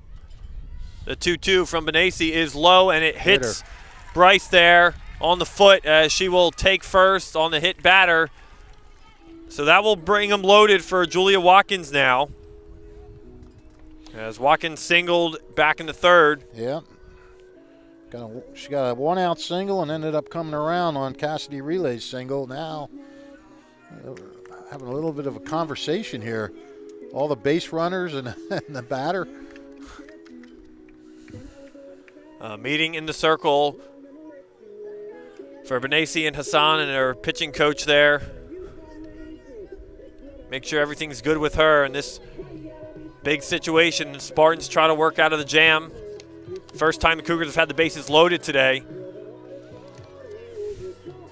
So you got Gabby Bryce at first, Kate Finnegan at second, and Ellie Mager at third. As Watkins takes the first pitch for a called strike.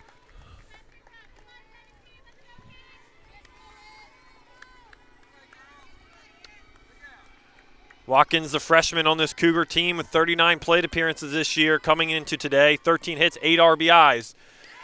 As Benassi gets her swinging quickly, 0-2.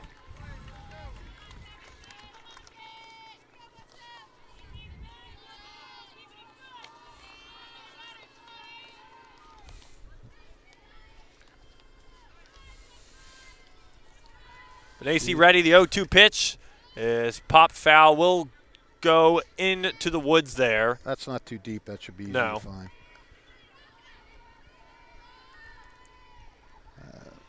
I don't know if Benassi wants to try to get her to chase something bad here or just go right at her.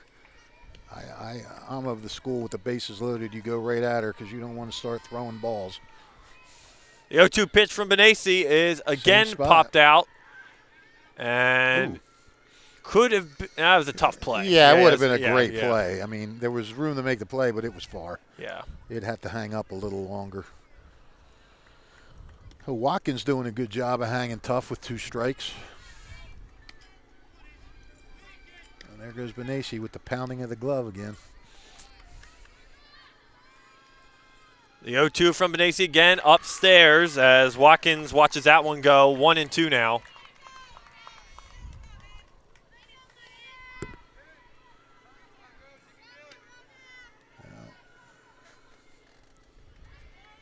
Fans on both sides yelling encouragement. This is good stuff. 2-2. That is a tough pitch to lay off for the freshman Watkins. A lot of discipline there, even the count up at 2.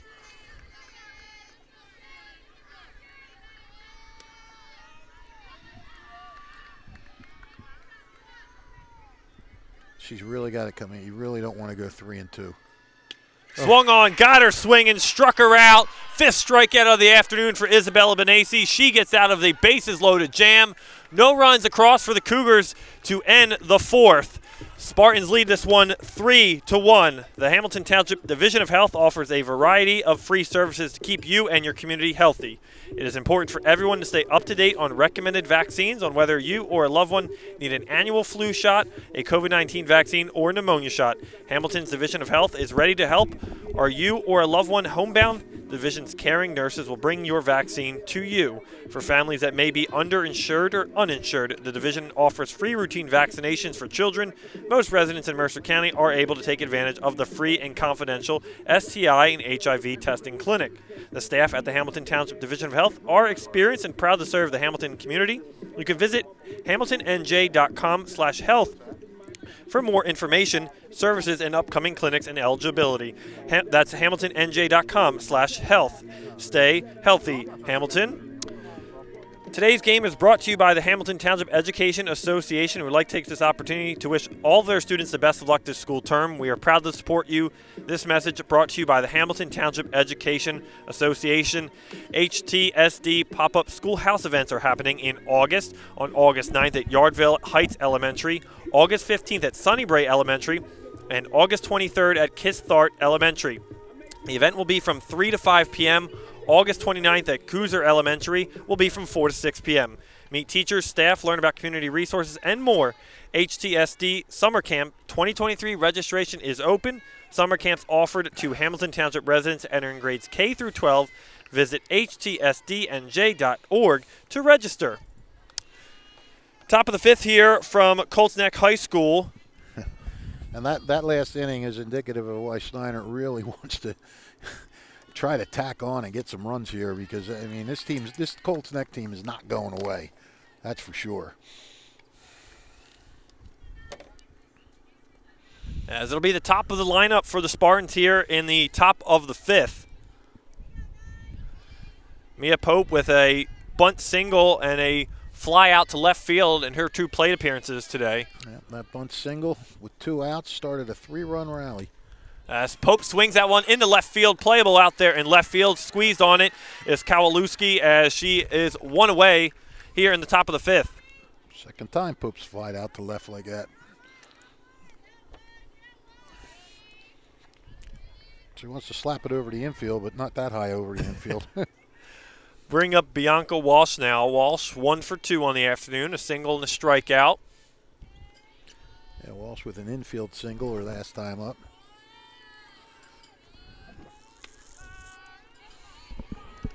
Sasso's first pitch to Walsh was in there for a called strike.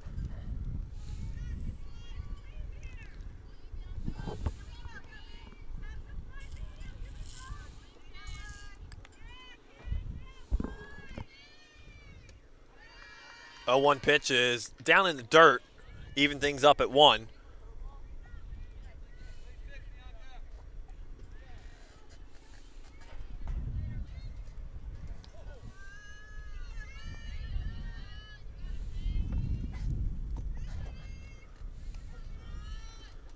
One pitch. Walsh swings, fouled back into the backstop.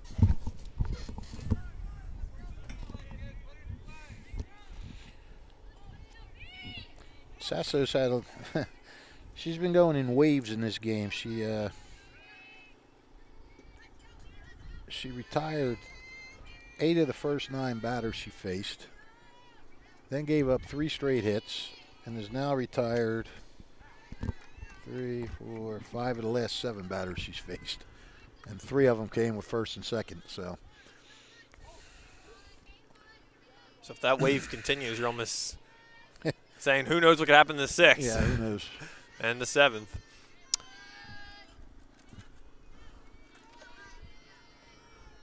The 1-2 pitch to Walsh is popped up, playable for Finnegan at third. She'll get under it and squeeze it out.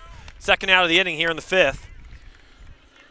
Steinert putting a lot of balls in the air today. That's, aside from the strikeouts, that's 1, 2, 3, 4, 5, 6 balls. 6 balls were outs that were in the air. Matter of fact, Steinert has not made an out that's been on a grounder.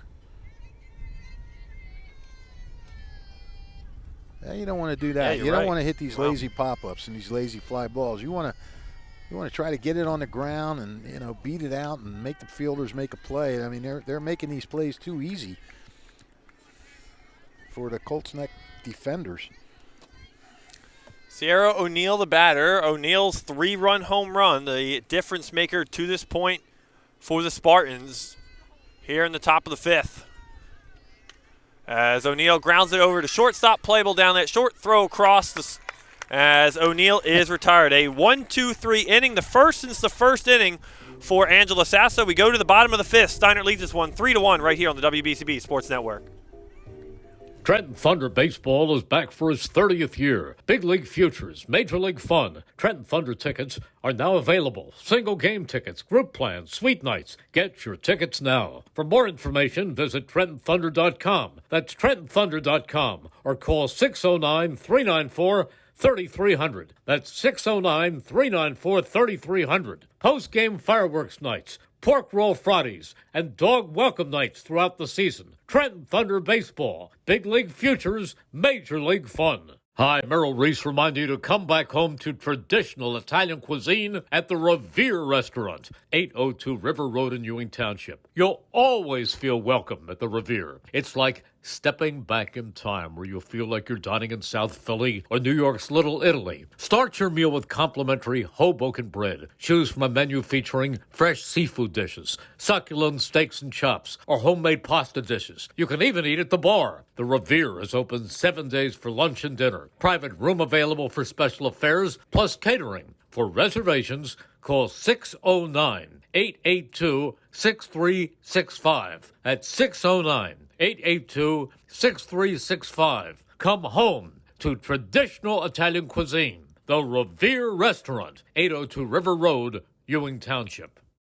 1490 WBCB Levittown and Trenton, and video stream live at WBCBsports.com. Your home for the best local sports in Bucks and Mercer counties.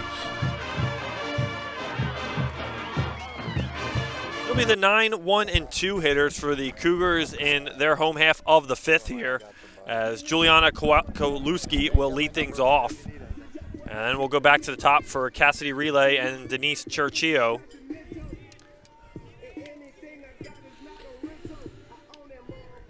Kowalewski 0 for 1 on the afternoon with a lone strikeout in the 3rd. As a big inning for Isabella Benacy in the 4th. Left the bases loaded, worked herself out of that jam with a strikeout to end the inning. Yeah, on a 2-2 count. And it had gone from 0-2 to 2-2. As Kowalewski puts that in play into center field, will drop down, get in for a hit. She starts things off here in the bottom of the 5th with a leadoff single. Well, it's a second straight inning now. They've gotten their leadoff runner on. It did not cost them last inning, but now they get the leadoff runner on and the top of the lineup coming up. And you know what a fan I am of Cassidy Relay. This girl is dynamite.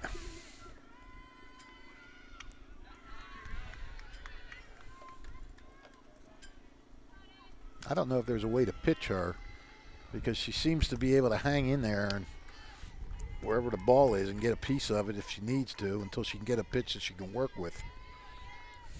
As Relay got the RBI double for the Cougars in the 3rd as Julia Watkins came around the score.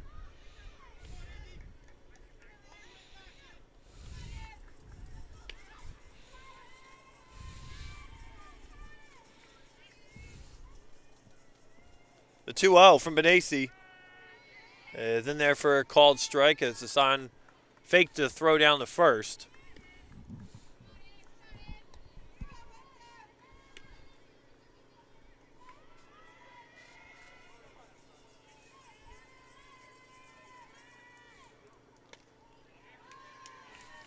Outside for called ball. 3-1 now to Cassidy Relay.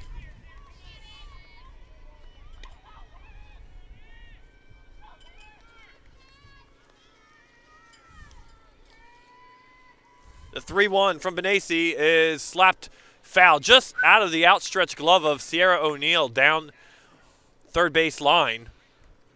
Almost made a heck of a grab there. Yeah, she really did. She laid out for that thing.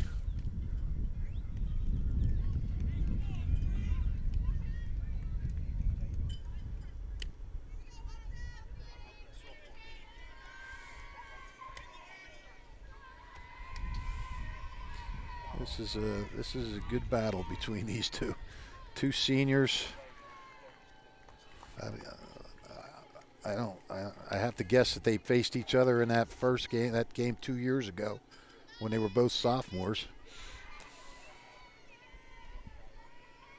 3-2 pitch from Benassi as Kowalewski is off and running, but it will be a ball 4 and a walk for Cassidy Relay. So first 2 base runners for the Cougars aboard in the bottom of the 5th here.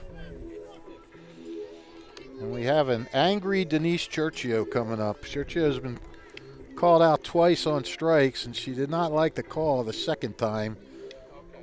So you expect a player in this situation to really grit their teeth and bear down and want to do something. It's a dangerous player.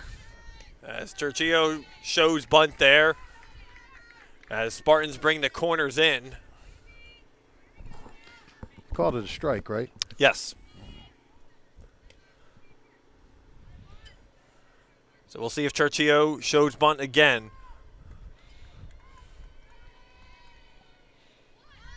She does, perfectly placed. As O'Neill comes to get it, good coverage for the Spartans. They get the play at first. Both runners move up, though, as Kowalewski moves up to 3rd, and Relay goes to 2nd.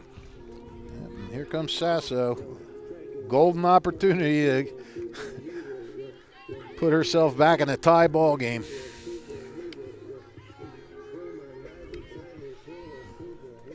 Sasso 1 for 2 from the plate this afternoon, a line out and a single.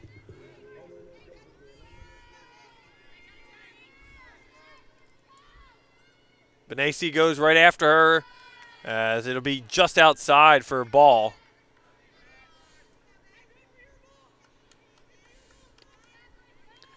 I was wondering if they were going to try a double steal before they let her do the bunt that last inning.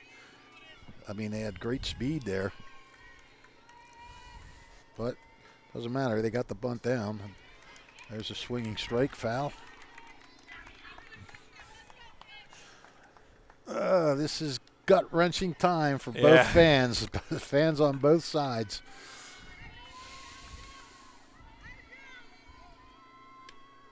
Good crowd on hand for this one. Bottom of the 5th here, with the Cougars threatening with 2 on in scoring position. Pitcher versus pitcher. 1-1 pitch is upstairs. Sasso lays off 2-1 as Hassan will come out in the circle to talk to Benassi now.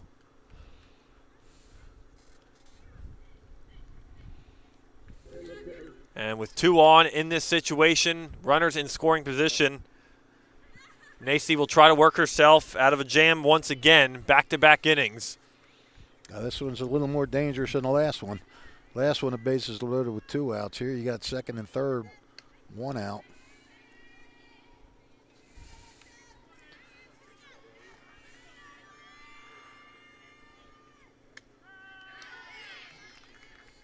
In there for a called strike from Benassi, even things up now at 2-2.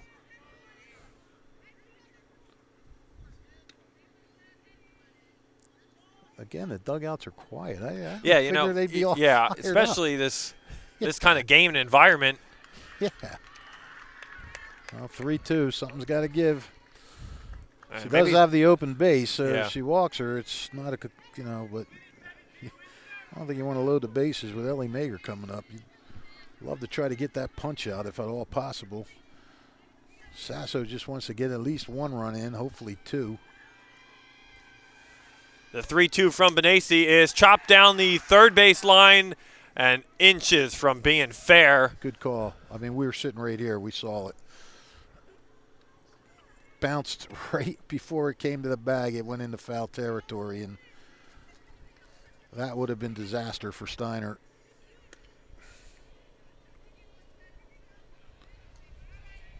And again, a hush comes over the crowd and the dugouts. We're in a different area, Fisher. We're not used to this kind of environment, I guess. It's a lot different. I fans. don't think that's it. I don't know what it is. Maybe everyone's just on edge. I mean, like you said, you know, even the Spartans, they know. But the dugouts, far from over. You know, usually these dugouts are always chatty and up and. Yeah, everyone from the Cougars looks like only a couple girls are standing against the fence there. Yeah, interesting. Oh well, doesn't really matter. It adds to the ambiance. It's all about who's at the circle and who's at the plate. The senior against the freshman. This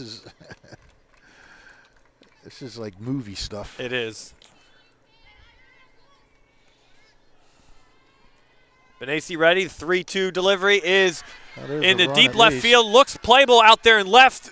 Reaching on it and grabbing it in left field as the sacrifice moves the runners up. Abby Mazer made a good play out in left field to grab that one.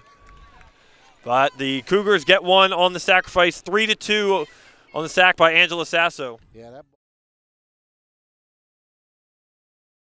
and very productive because it got Cassidy Relay over to third. So Basso did her job. She got a run, and she got a runner over. And she hit that to the deepest part of left field, too. Yeah, she gave that a ride. Mazer had to adjust herself to get that one. As Ellie Mager, the batter now, grounded into a fielder's choice and reached on an error in her two plate appearances. And these Colts Neck hitters, they are not intimidated by Benassi at all. I mean, she's been on fire in this state tournament so far, and she's had to work. I mean, she's had to work every inning. Yes, Mager fouls that one back. 1-1. They've had runners on it. She had one clean inning in the first inning. She faced the minimum in the second, but because they had a double play.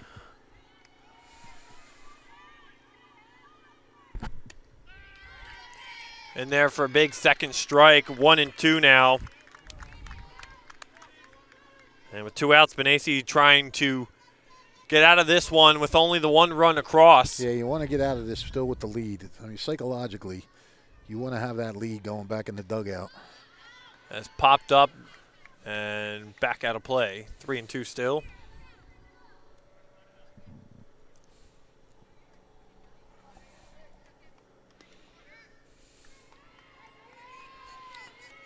Mager's gotten on an error and gotten on a fielder's choice, so she's been on both times. 3-2 again from Benassi.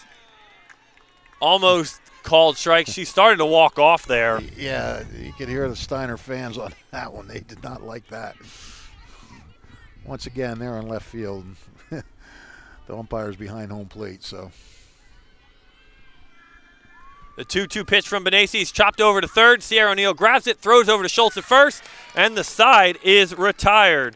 So the Cougars get one across, strand a couple. We go to the top of the 6th here. Spartans with the lead still, 3-2 on the WBCB Sports Network.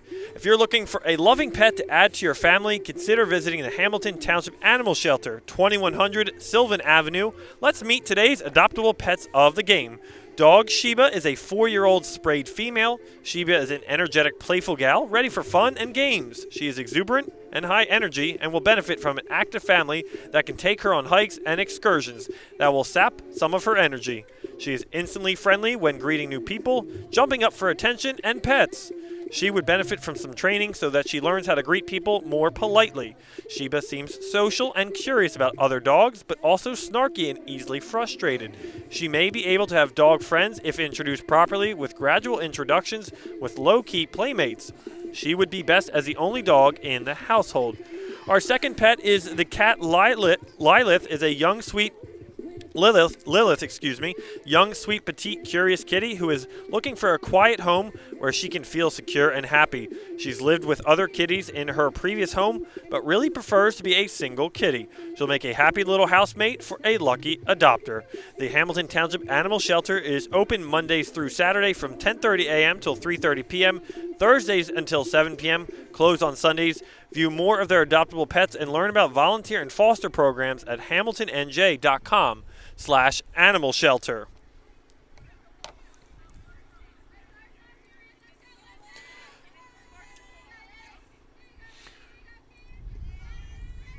And we go to the top of the sixth here for the Spartans as Angela Sasso back for her sixth inning of work.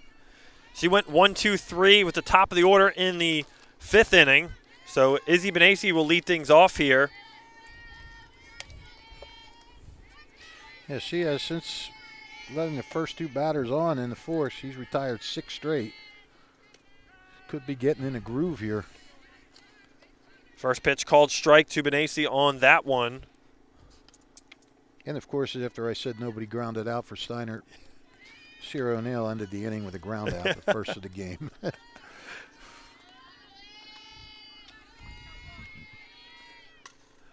As Benassi drills that one into right field, playable out there, and he drops it off her glove as Giulia Percaccio drops that one off her glove. Benassi takes second on the error as Steinert gets a leadoff double on the error. You're calling that a double? Well, took second.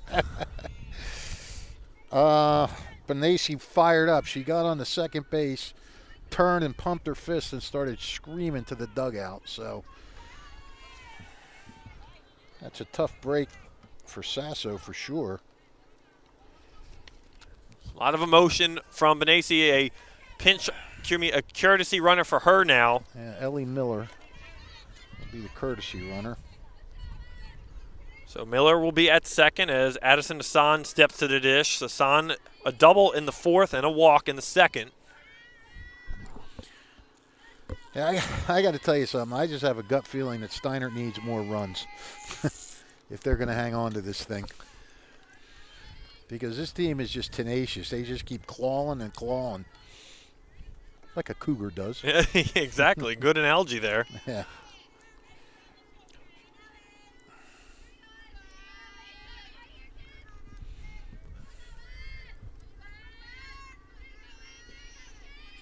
And again, it doesn't look like they're showing any sign of trying to bunt her over.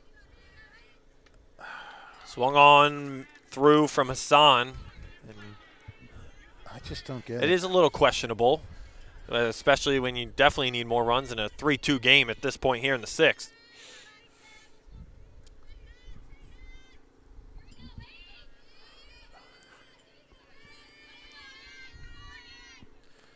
I don't know. Maybe Hassan can't bunt. I don't know. And she'll drill that one into right field as Percaccio grabs that one this time. So a line out right to her. First out of the inning here for the Spartans. Boy, you hit the ball to right field and you can't get it over. That's tough. She got the ball in pretty quick, so it would have been a close play at third. I don't know. Would you have sent her on that? I would have, but if it's the speed in question or the arm too. I think you know what the problem was? She wasn't ready to go. The ball was hit so hard that she was kind of heading back into the bag, and she had to tag and then turn around. And I think, maybe if she was on the bag, down in the crouch, ready to take off, she might have. But I think she didn't have time to get back, really.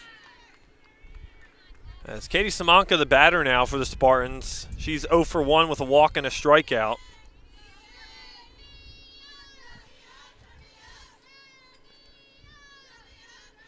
There goes the Steinert. I was just about to say that, too.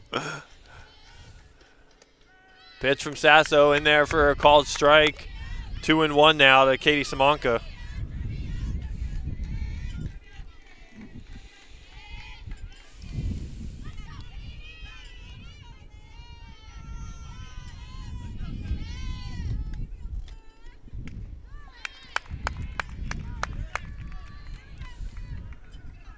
2-2 now to Simonka.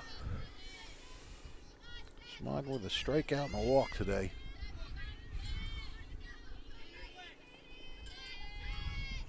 She was up last time with a runner on second and got the walk. That was with no outs. 2-2 pitch from Sasso. Missed.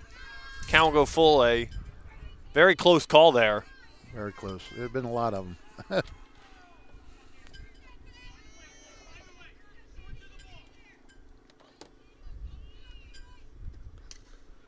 Popped up, playable for Finnegan at third, and caught by the shortstop. Her teammate right there, Gabby Bryce, in the right spot at the right time. 2 away. Again, easy pop-ups.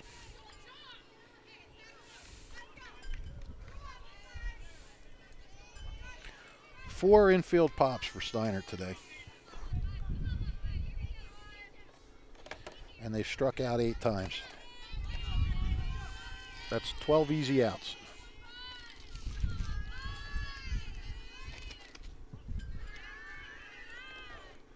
I bring up Paige Schultz now for the third time this afternoon. Schultz 0 for 2 with a pop-up and a strikeout.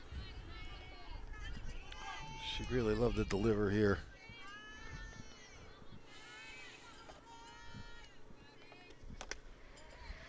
As Schultz lays off that one. 2-0. I heard that one. Colts Neck fan did not like that one. This ump is making no friends on either side. I'll tell you that much. I'd never ump. You'd give me $1 million. Big swinging a miss there from Schultz. 2-1. Schultz looked like she sort of pulled off on that one.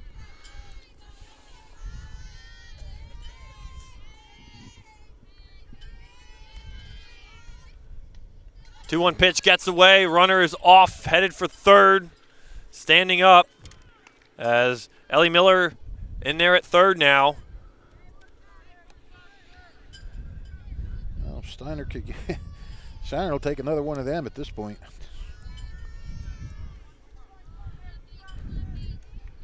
As Schultz ahead in the count, 3-1. Looking to push another run across for the Spartans. The 3-1 pitch from Sasso is called ball as Schultz works the walk there. So put runners on the corners with 2 away. And Abby Mazer, the batter now. Mazer having a tough day so far. A couple of strikeouts. One looking, one swinging. Started the game making a great defensive play out here in left field. Diving catch. She would love to come through. First pitch to Mazer is in there for a called strike from Sasso.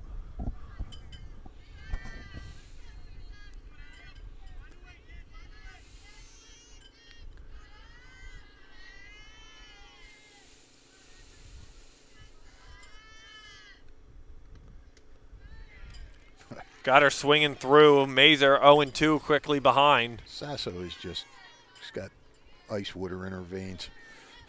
Nothing seems to phase her. Nothing bothers her. No matter what the situation. She throws strikes, she gets outs. She's given up one bad pitch today, really. There were 2 infield hits and then one bad pitch, a 3-run homer, and that's really the only bad pitch she's thrown all day.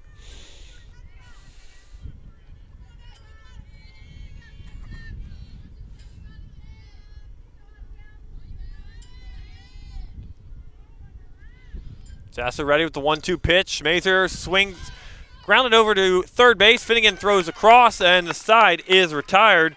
So the Spartans strand 2 runners there, and they're top of the 6th. Nothing to it. 3-2. They still lead it right here on the WBCB Sports Network.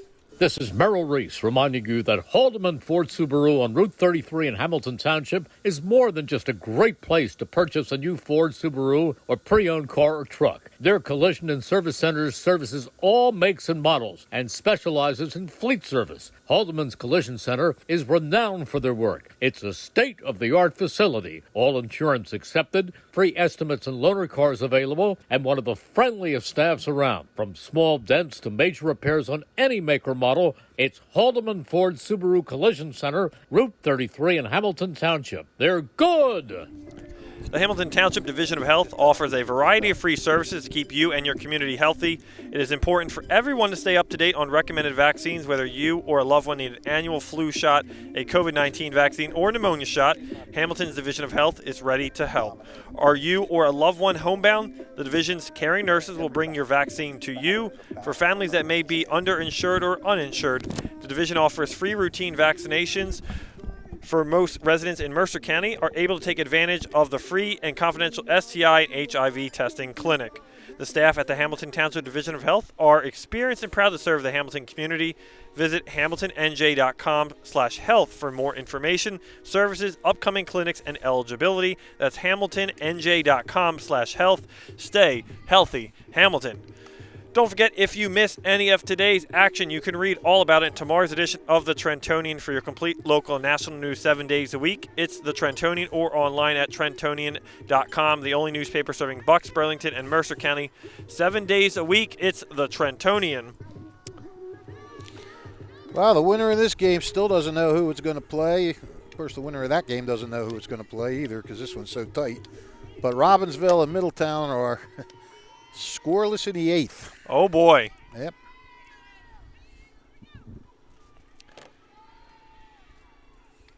Bottom of the 6th for the Colts Neck Cougars here. It'll be Jillian Percaccio to lead things off, followed by Katie Finnegan and Gabby Bryce at the minimum 1, 2, and 3 hitters for the Cougars as Percaccio fouls the first pitch back 0-1. Yeah, but Benassi would just love to have a low-stress inning. I mean, these last 3 innings have all been meat grinders for her. And a right to Sierra O'Neill at third, throw down the Schultz at first, and a quick first out here. Sierra plays a good third.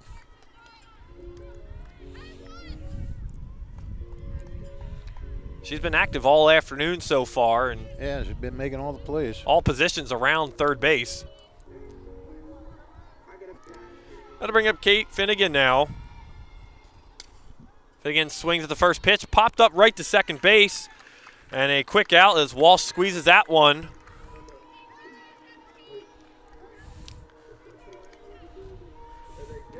Well, that's something Benassi needed big here with 2 quick outs in the 6th. Yeah, but she only got 2. You got to get 3. I've seen way too many innings this year where batters, they've gotten the first 2, and then there's been a boom, there's been a rally.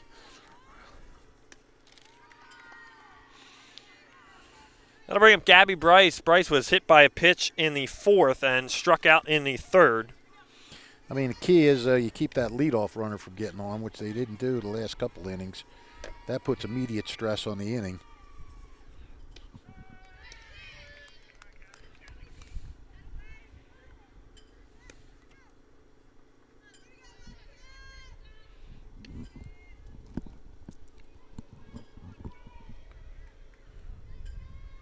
Benassi's 1-1 delivery is downstairs, 2-1 now.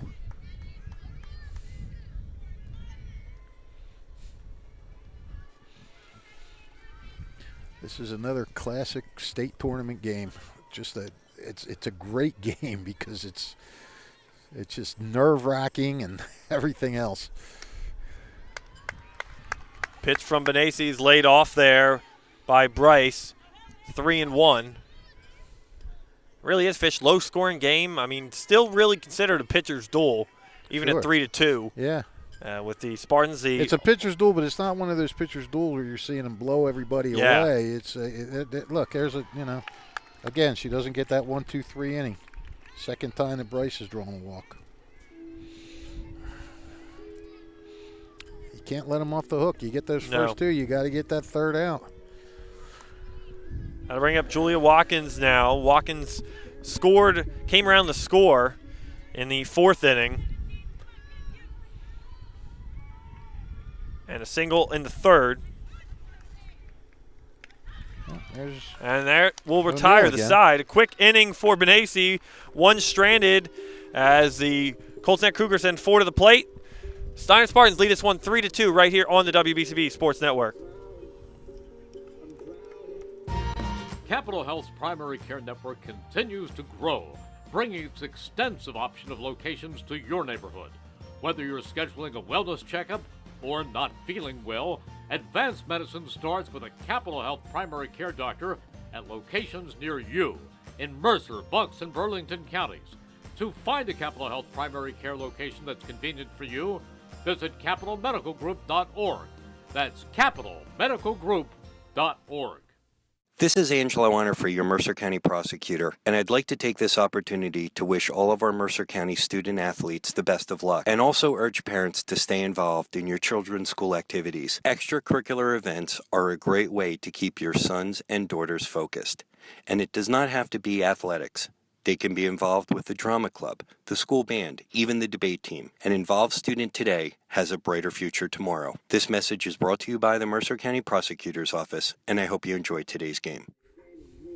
Since 1899, I'm proud to be a part of your greater Hamilton Township community. As Saul Funeral Home is a fourth-generation family-owned business that proudly supports our community and has guided families in Mercer County when they need it the most. Their caring, dedicated, and compassionate staff is always ready to go above and beyond to bring you the closure you deserve while celebrating the unique life of your loved one. Visit their website, saulfuneralhomes.com. That's saulfuneralhomes.com. Saul Funeral Homes is proud to sponsor today's game and hopes you enjoy it. I'm enjoying it. Are you enjoying it, Nick? Absolutely. This is a great matchup between CVC and Shore Conference teams. Yeah, it sure is. Both these semifinals, CVC versus Shore with Robbinsville and Middletown North. These two teams, good stuff. Top of the seventh here from Colts Neck High School. Spartans in control. McKenna Spack to lead things off. Nick Gallagher alongside the Hall of Famer Rich Fisher, Brianna O'Neill, our video engineer, and Aaron Bennett behind the camera today. Thank you so much for joining us for this semifinal sectional matchup.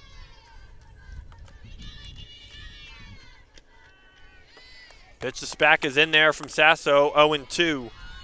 Spack struck out swinging and lined out to first, her first time up, first two times up, excuse me.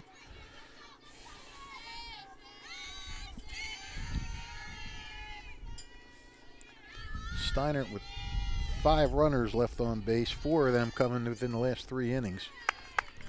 As Spack goes down on strike swinging to start the top of the seventh here. That's 9. Right? You got 9? Yes, 9. Yeah. 9 strikeouts. 9. That'll bring up the top of the order now. Mia Pope for the 4th time this afternoon. She's flied out twice and reached first on a single, Yep, bunt single. Bunt single.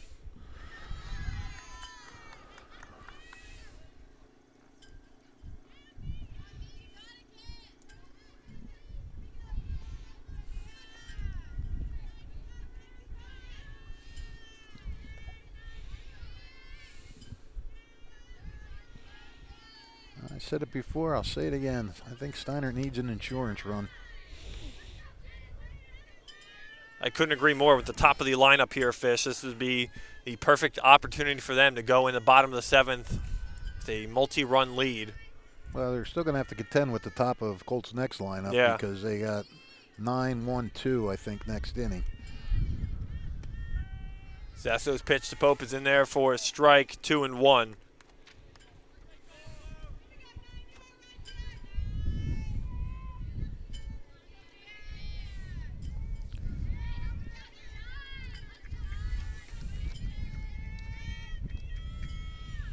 Sasso ready. The 2-1 delivery is laid off there. 3-1 now to Mia Pope.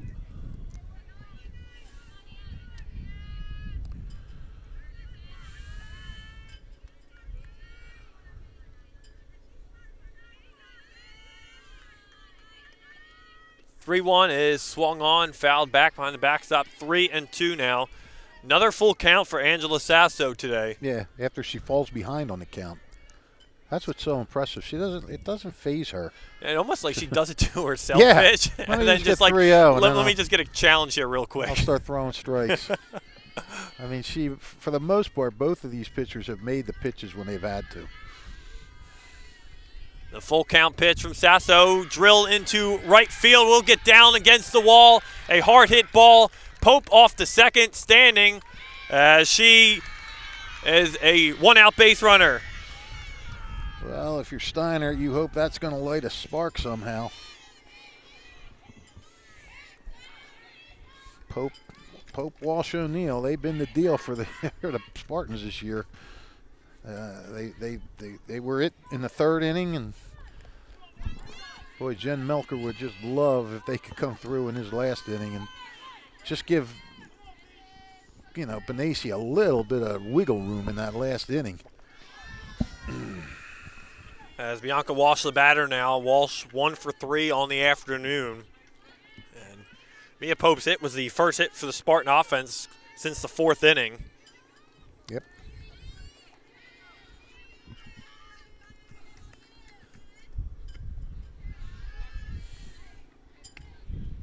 A nice stroke by Pope, man. Rode it right out into the gap there. That took a I thought big hop, too. She was thinking 3. Yeah, I could tell on her face. She looked at had third. to put the brakes on.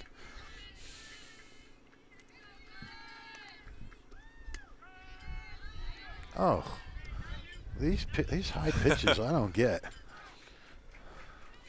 Going all around in every direction of the strike zone today. Yeah, seriously. I mean, you're impressed when a pitcher can work different spots through the game, but you want it up to be a little consistent. As Walsh lays off that one, 2-1 now. Getting a little cool here. It is. Wind's a little bit picking up now. Yeah. It's definitely blowing, feels like it's blowing out to center field, but. A little bit. Wall swings and puts that one in play. Left field line, it dropped into left field as Pope will stay at second on the dropped by Kowalewski there. And probably a good decision to hold up and be patient. Yeah, it was. Look routine. You got a gift there.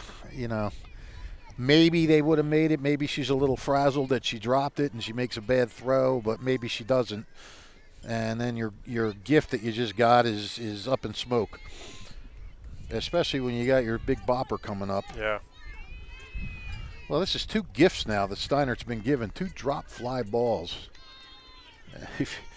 When it's state tournament time and you're giving free passes like that, you got to take advantage of it. And we've talked about it. You mentioned it, Fish. The mistakes can be magnified in these type of games, and it hasn't bitten Colts Neck just yet. No, it hasn't. Besides the one pitch, 3-run home run by Sierra O'Neill, who is the batter now, who is 1 for 3 on the afternoon. O'Neill, another chance to extend the Spartan lead here. This is where Sasso has been at her most impressive today. When she gets put in these little jams, and they're not her doing, and she could fall apart because she didn't get the support behind her, and she just gets that much tougher. 0-1 in there to O'Neill. Quick 0-2 hold to her.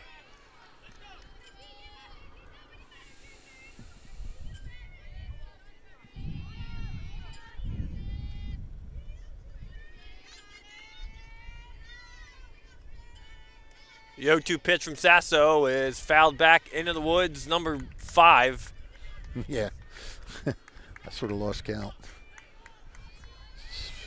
O'Neill was down 0-2 when she hit the homer as well. She went from 0-2 to 1-2 and then put one out.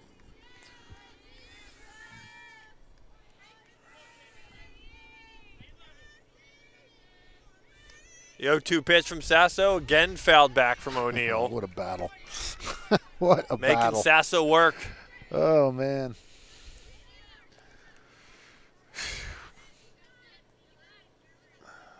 Sasso just unflappable.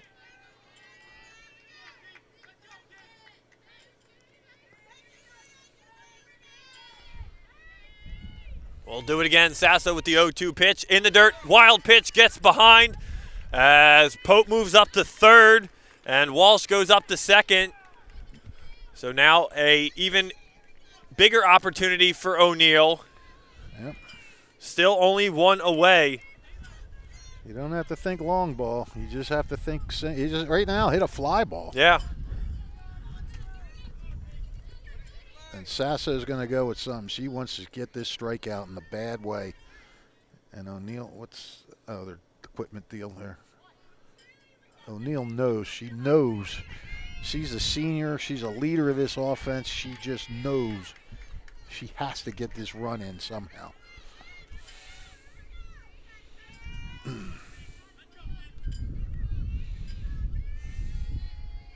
The 1-2 pitch from Angela Sasso. Again, Sierra O'Neill fouls that one back. Oh, that's three. That's 3 foul balls with 2 strikes on her. Steps out, takes a swing. I'm sure both of these girls are taking a deep breath before they get back in their respective positions. Do it again, the 1-2 again. O'Neill with fly ball. Looks like it'll drop down. It does. 1 run is home. Pope is scoring. They'll hold up Walsh at third. And it is an RBI double for Sierra O'Neill. Well, you give those doubles out easy. That's another single. Come on. Jeez. Single, and she took second on the throw. That doesn't matter. It was an RBI single, yeah. A massive hit. A massive hit. It was a fly ball, and it wasn't deep enough to score the run if it was caught, but it was shallow enough to drop in as a single. And what a clutch hit by Sierra O'Neill, who fell behind 0-2, fouled off 3 pitches. That's what your leader does. Your big players step up in big moments, and O'Neill with 4 RBIs now on the afternoon. Single-handedly, Sierra O'Neill 4, Colts Neck 2. Yeah, right, exactly. Ugh. As it'll bring Isabella Benassi now. I mean, both times that O'Neill's gotten big hits, it's been after she got behind on the count 0-2. That's what you call being a senior leader. And that's probably something that when Sasso is a sophomore or a junior, that won't happen. Right, yeah. You know. She's gotten everybody else, but she couldn't solve O'Neill. But look, Steinert does not want to stop here. Benassi wants to hit a fly ball at least. And still with 1 away, Benassi able to make her job in the bottom of the 7th just that much easier. Walsh at third. Pitch is high upstairs, swung on, struck her out. And Benassi retired on a strikeout for the 2nd time today.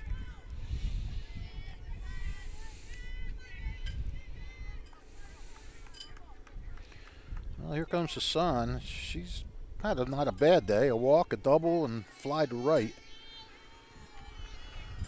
Now it's going to take a hit to get the job done.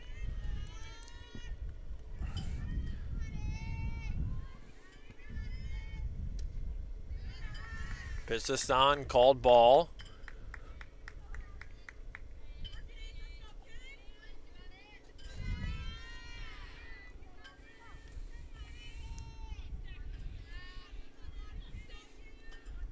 Now that run that Steinert scored is an earned run, but any other runs that they come across this inning will be an unearned run.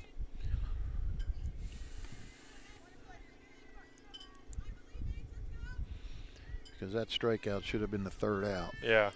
And if Walsh hadn't dropped, or if they hadn't dropped the fly ball, Pope was still on second on O'Neill's single, so she would have scored from second on that single anyway, whether there was an error or not. But any of these runs would be unearned. Swing and a miss there from Hassan. 1-1. 1-2.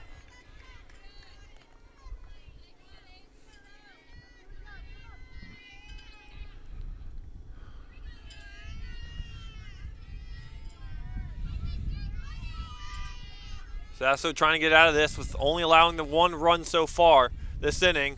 As Hassan just reached out in a light swing there. That's an excuse me foul ball if there ever was one. She almost didn't know if she wanted to swing and last second decided, let me just try.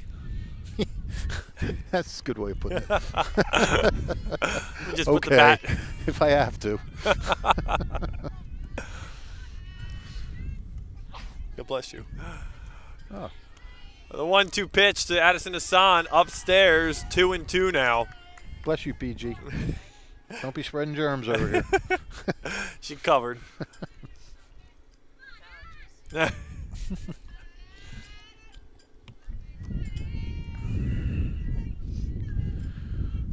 Well, again, another big pitch coming up here.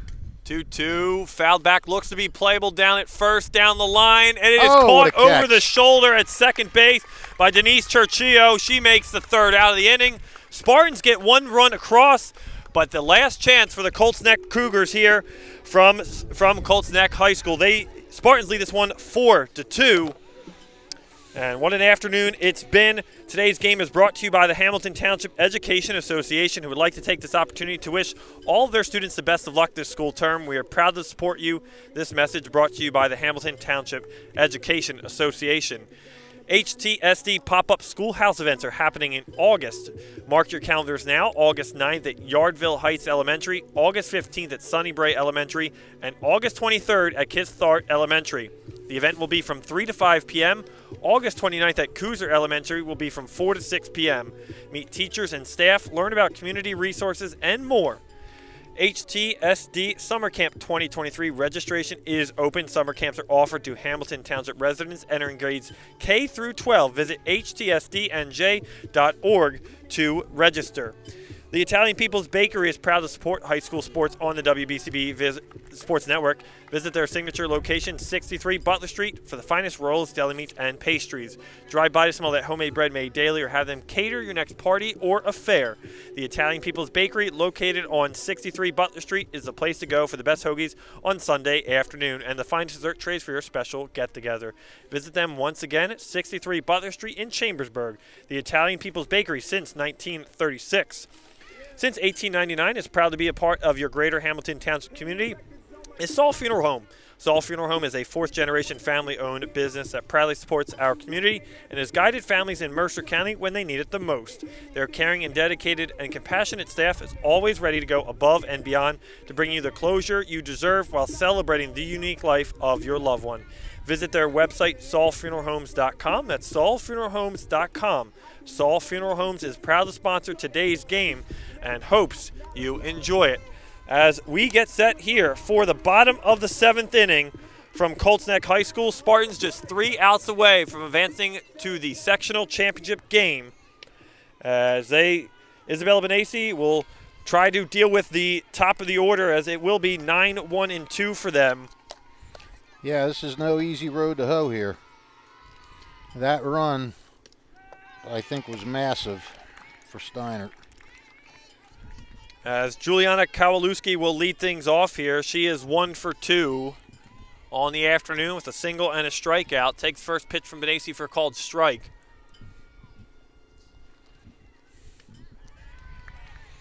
And Benassi knows more than anybody on this field right now. She's got to throw strikes.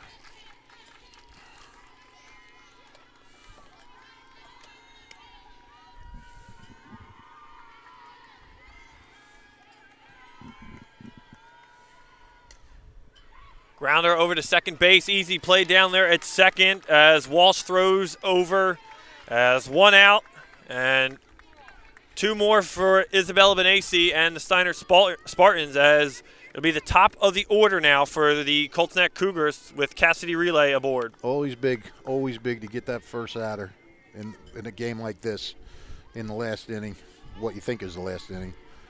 And now we have Miss Pesky.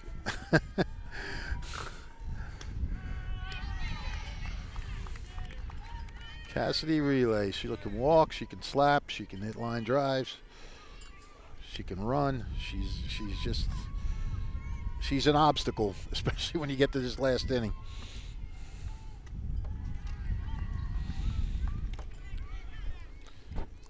Relay driving in the first run of this game for Colts Neck.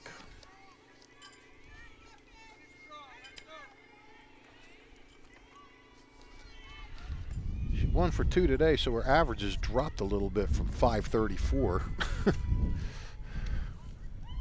As Relay lays off that one, 2-1.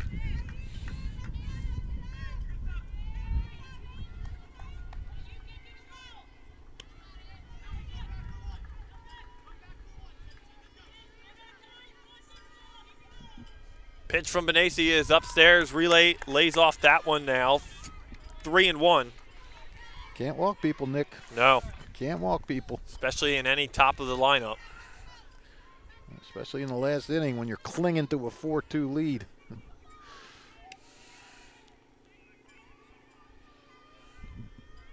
Spartans have the corner infielders above the bags as Relay slaps that one, but it'll pop up right into left field to Mazer. She's under it, and 2 away. The only thing Mazer had to do on that play was raise her hand up, I got it, and then catch it. She didn't move 2 inches. That is a big, big, big out.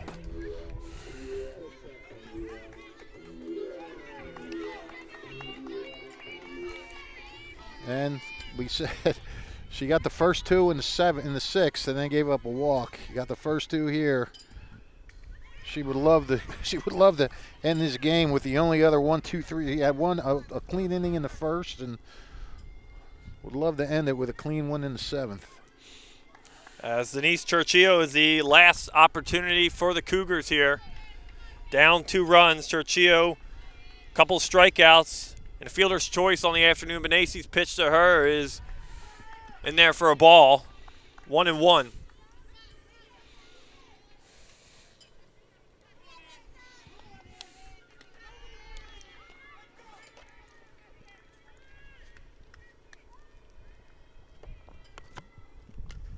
As Churchillo flies out into center field, playable out there in center, caught on it, and that will end the game. The Steinert Spartans come into Colts Neck High School and win this one 4-2. They are headed back to the Central Jersey Group 3 championship game. And Nick, chalk one up for the seniors. Benassi, this was a war all the way through for Benassi. She had to battle and battle and battle. She got out of so many tough situations. Finally started to find her stuff in the last couple of innings. Got 6 out of the last 7. And what are you going to say about Sierra O'Neill? Down 0-2 twice. First time gets a 3-run homer. Second time gets an RBI single, which was a massive insurance run. And, hey, Steinert, we still don't know who they play. I'm trying to find out. It's either Robbinsville or Middletown North, but that was nothing in the 8th. Robbinsville wins 1-0. Well, it'll be an all-CVC sectional championship game. The Spartans go back for a 3rd time to try to defeat Robbinsville. They are 0-2 this year against the Ravens as they have an opportunity to avenge that regular season in the biggest game of the year. Rich, thank you again as always. We will step aside for a moment. We will have our Italian People's Bakery player of the game right after this. Stay with us right here on the WBCB Sports Network. New Jersey is home to the best public schools in the nation, and that didn't happen by accident. It's the result of parents, educators, and communities working together year after year to give our students a world-class education, no matter the challenge. Because parents and educators know that with a shared commitment to our public schools, our children can learn, grow, and thrive. And together, we can keep New Jersey's public schools the best in the nation. As I'm sure you're aware, it's definitely an interesting time to shop for a new vehicle. And while you may have heard some crazy stories about other dealerships, we're committed to the same thing we always have been, you. Whether it's finding you the perfect new car, hybrid, SUV, or truck, or a certified used Toyota or budget-friendly used car of any make, or keeping you on the road with fast, friendly, efficient service. But don't take my word for it. Check out our most recent reviews on Google. And visit teamtoyota.net to search, shop, or schedule. This is Angelo Onnerfree, your Mercer County prosecutor, and I'd like to take this opportunity to wish all of our Mercer County student athletes the best of luck, and also urge parents to stay involved in your children's school activities. Extracurricular events are a great way to keep your sons and daughters focused, and it does not have to be athletics. They can be involved with the drama club, the school band, even the debate team. An involved student today has a brighter future tomorrow. This message is brought to you by the Mercer County Prosecutor's Office, and I hope you enjoyed today's game. This is Merrill Reese reminding you that Haldeman Ford Subaru on Route 33 in Hamilton Township is more than just a great place to purchase a new Ford, Subaru, or pre-owned car or truck. Their collision and service center services all makes and models and specializes in fleet service. Haldeman's Collision Center is renowned for their work. It's a state-of-the-art facility, all insurance accepted, free estimates and loaner cars available, and one of the friendliest staffs around. From small dents to major repairs on any make or model, it's Haldeman Ford Subaru Collision Center, Route 33 in Hamilton Township. They're good! Capital Health's primary care network continues to grow, bringing its extensive option of locations to your neighborhood. Whether you're scheduling a wellness checkup or not feeling well, advanced medicine starts with a Capital Health primary care doctor at locations near you in Mercer, Bucks, and Burlington counties. To find a Capital Health primary care location that's convenient for you, visit capitalmedicalgroup.org. That's capitalmedicalgroup.org. New Jersey is home to the best public schools in the nation, and that didn't happen by accident. It's the result of parents, educators, and communities working together year after year to give our students a world-class education, no matter the challenge. Because parents and educators know that with a shared commitment to our public schools, our children can learn, grow, and thrive. And together, we can keep New Jersey's public schools the best in the nation. This is Angelo Weiner, your Mercer County prosecutor, and I'd like to take this opportunity to wish all of our Mercer County student athletes the best of luck, and also urge parents to stay involved in your children's school activities. Extracurricular events are a great way to keep your sons and daughters focused, and it does not have to be athletics. They can be involved with the drama club, the school band, even the debate team. An involved student today has a brighter future tomorrow. This message is brought to you by the Mercer County Prosecutor's Office, and I hope you enjoyed today's game. 1490 WBCB Levittown and Trenton, and video stream live at WBCBsports.com. Your home for the best local sports in Bucks and Mercer counties. Welcome back, everyone, to Colts Neck High School. I'm here with our player of the game, our Italian People's Bakery player of the game, third base for the Steinert Spartans, Sierra O'Neill. Sierra, let's go back. Third inning, big home run, the big play of the game, facing a freshman pitcher. Let's go back to that bat. What were you seeing? What were you feeling out there? I just wanted to hit the ball hard and hit a line drive because I knew if I hit it hard and hit a line drive, something good would happen, and Mia was on second, so I knew she would get home as long as I hit it hard. And what was it like in the dugout today? A freshman pitcher, so you guys don't see her too often. 2 years ago, she wasn't here in the 2021 game. What was the game plan going up against her in the whole lineup today? Just to kind of be ourselves and don't really try to do too much. Don't swing out of your shoes. Just sit for your pitch, and that's kind of what we wanted. You guys are peaking at the right time now. You lost the Mercer County tournament game. You've won 5 games straight now. Come on the road to the #1 seed in their house and win this one. You alone beat Colts Neck with your 4 RBIs today. You guys got Robbinsville. It will be the championship game.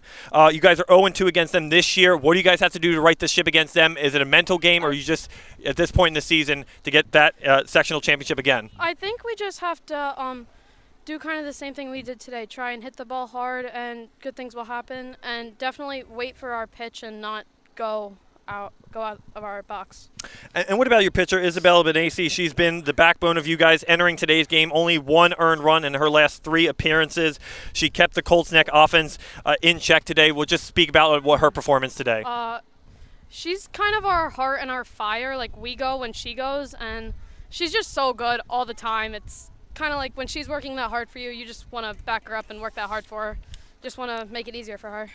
Well, Sierra, congratulations. Thank you again for some time. You will receive a free hoagie from the Italian People's Bakery. You must redeem this for your free hoagie at their Chambersburg location only, 63 Butler Street in Trenton, the Italian People's Bakery and Deli, the pride of Chambersburg. Sierra, thank you again for a couple minutes. 4 RBIs for our Italian People's Bakery player of the game, helping the Steinert Spartans reach their 2nd straight sectional championship. Sierra, congratulations. Enjoy and bring that home. Thank you. Thank you again. All right, that will do it for all of us here from Colts Neck High School. Again, the Steinert Spartans win this one 4-2 on the road as they have the Robbinsville Ravens awaiting them for the sectional championship game. For the entire crew on site, Rich Fisher, our color commentator extraordinaire, Brianne O'Neill, our video engineer, and Aaron Bennett behind the camera. I'm Nick Gallagher, and let's thank the sponsors for making today's possible: New Jersey Education Association, Haldeman Ford Subaru, Mercer County Prosecutor's Office, Capital Health System, Revere Restaurant, Trenton Thunder, Team Toyota, Hyundai of Trenton, Hamilton Township Animal Shelter, Saul Funeral Homes, Hamilton Education Association, Italian People's Bakery, Hamilton Township Division of Health, and the Trentonian. Thanks for all the sponsors for making today's live stream possible. Thank you, everyone, for joining us for high school softball right here on the WBCB Sports Network.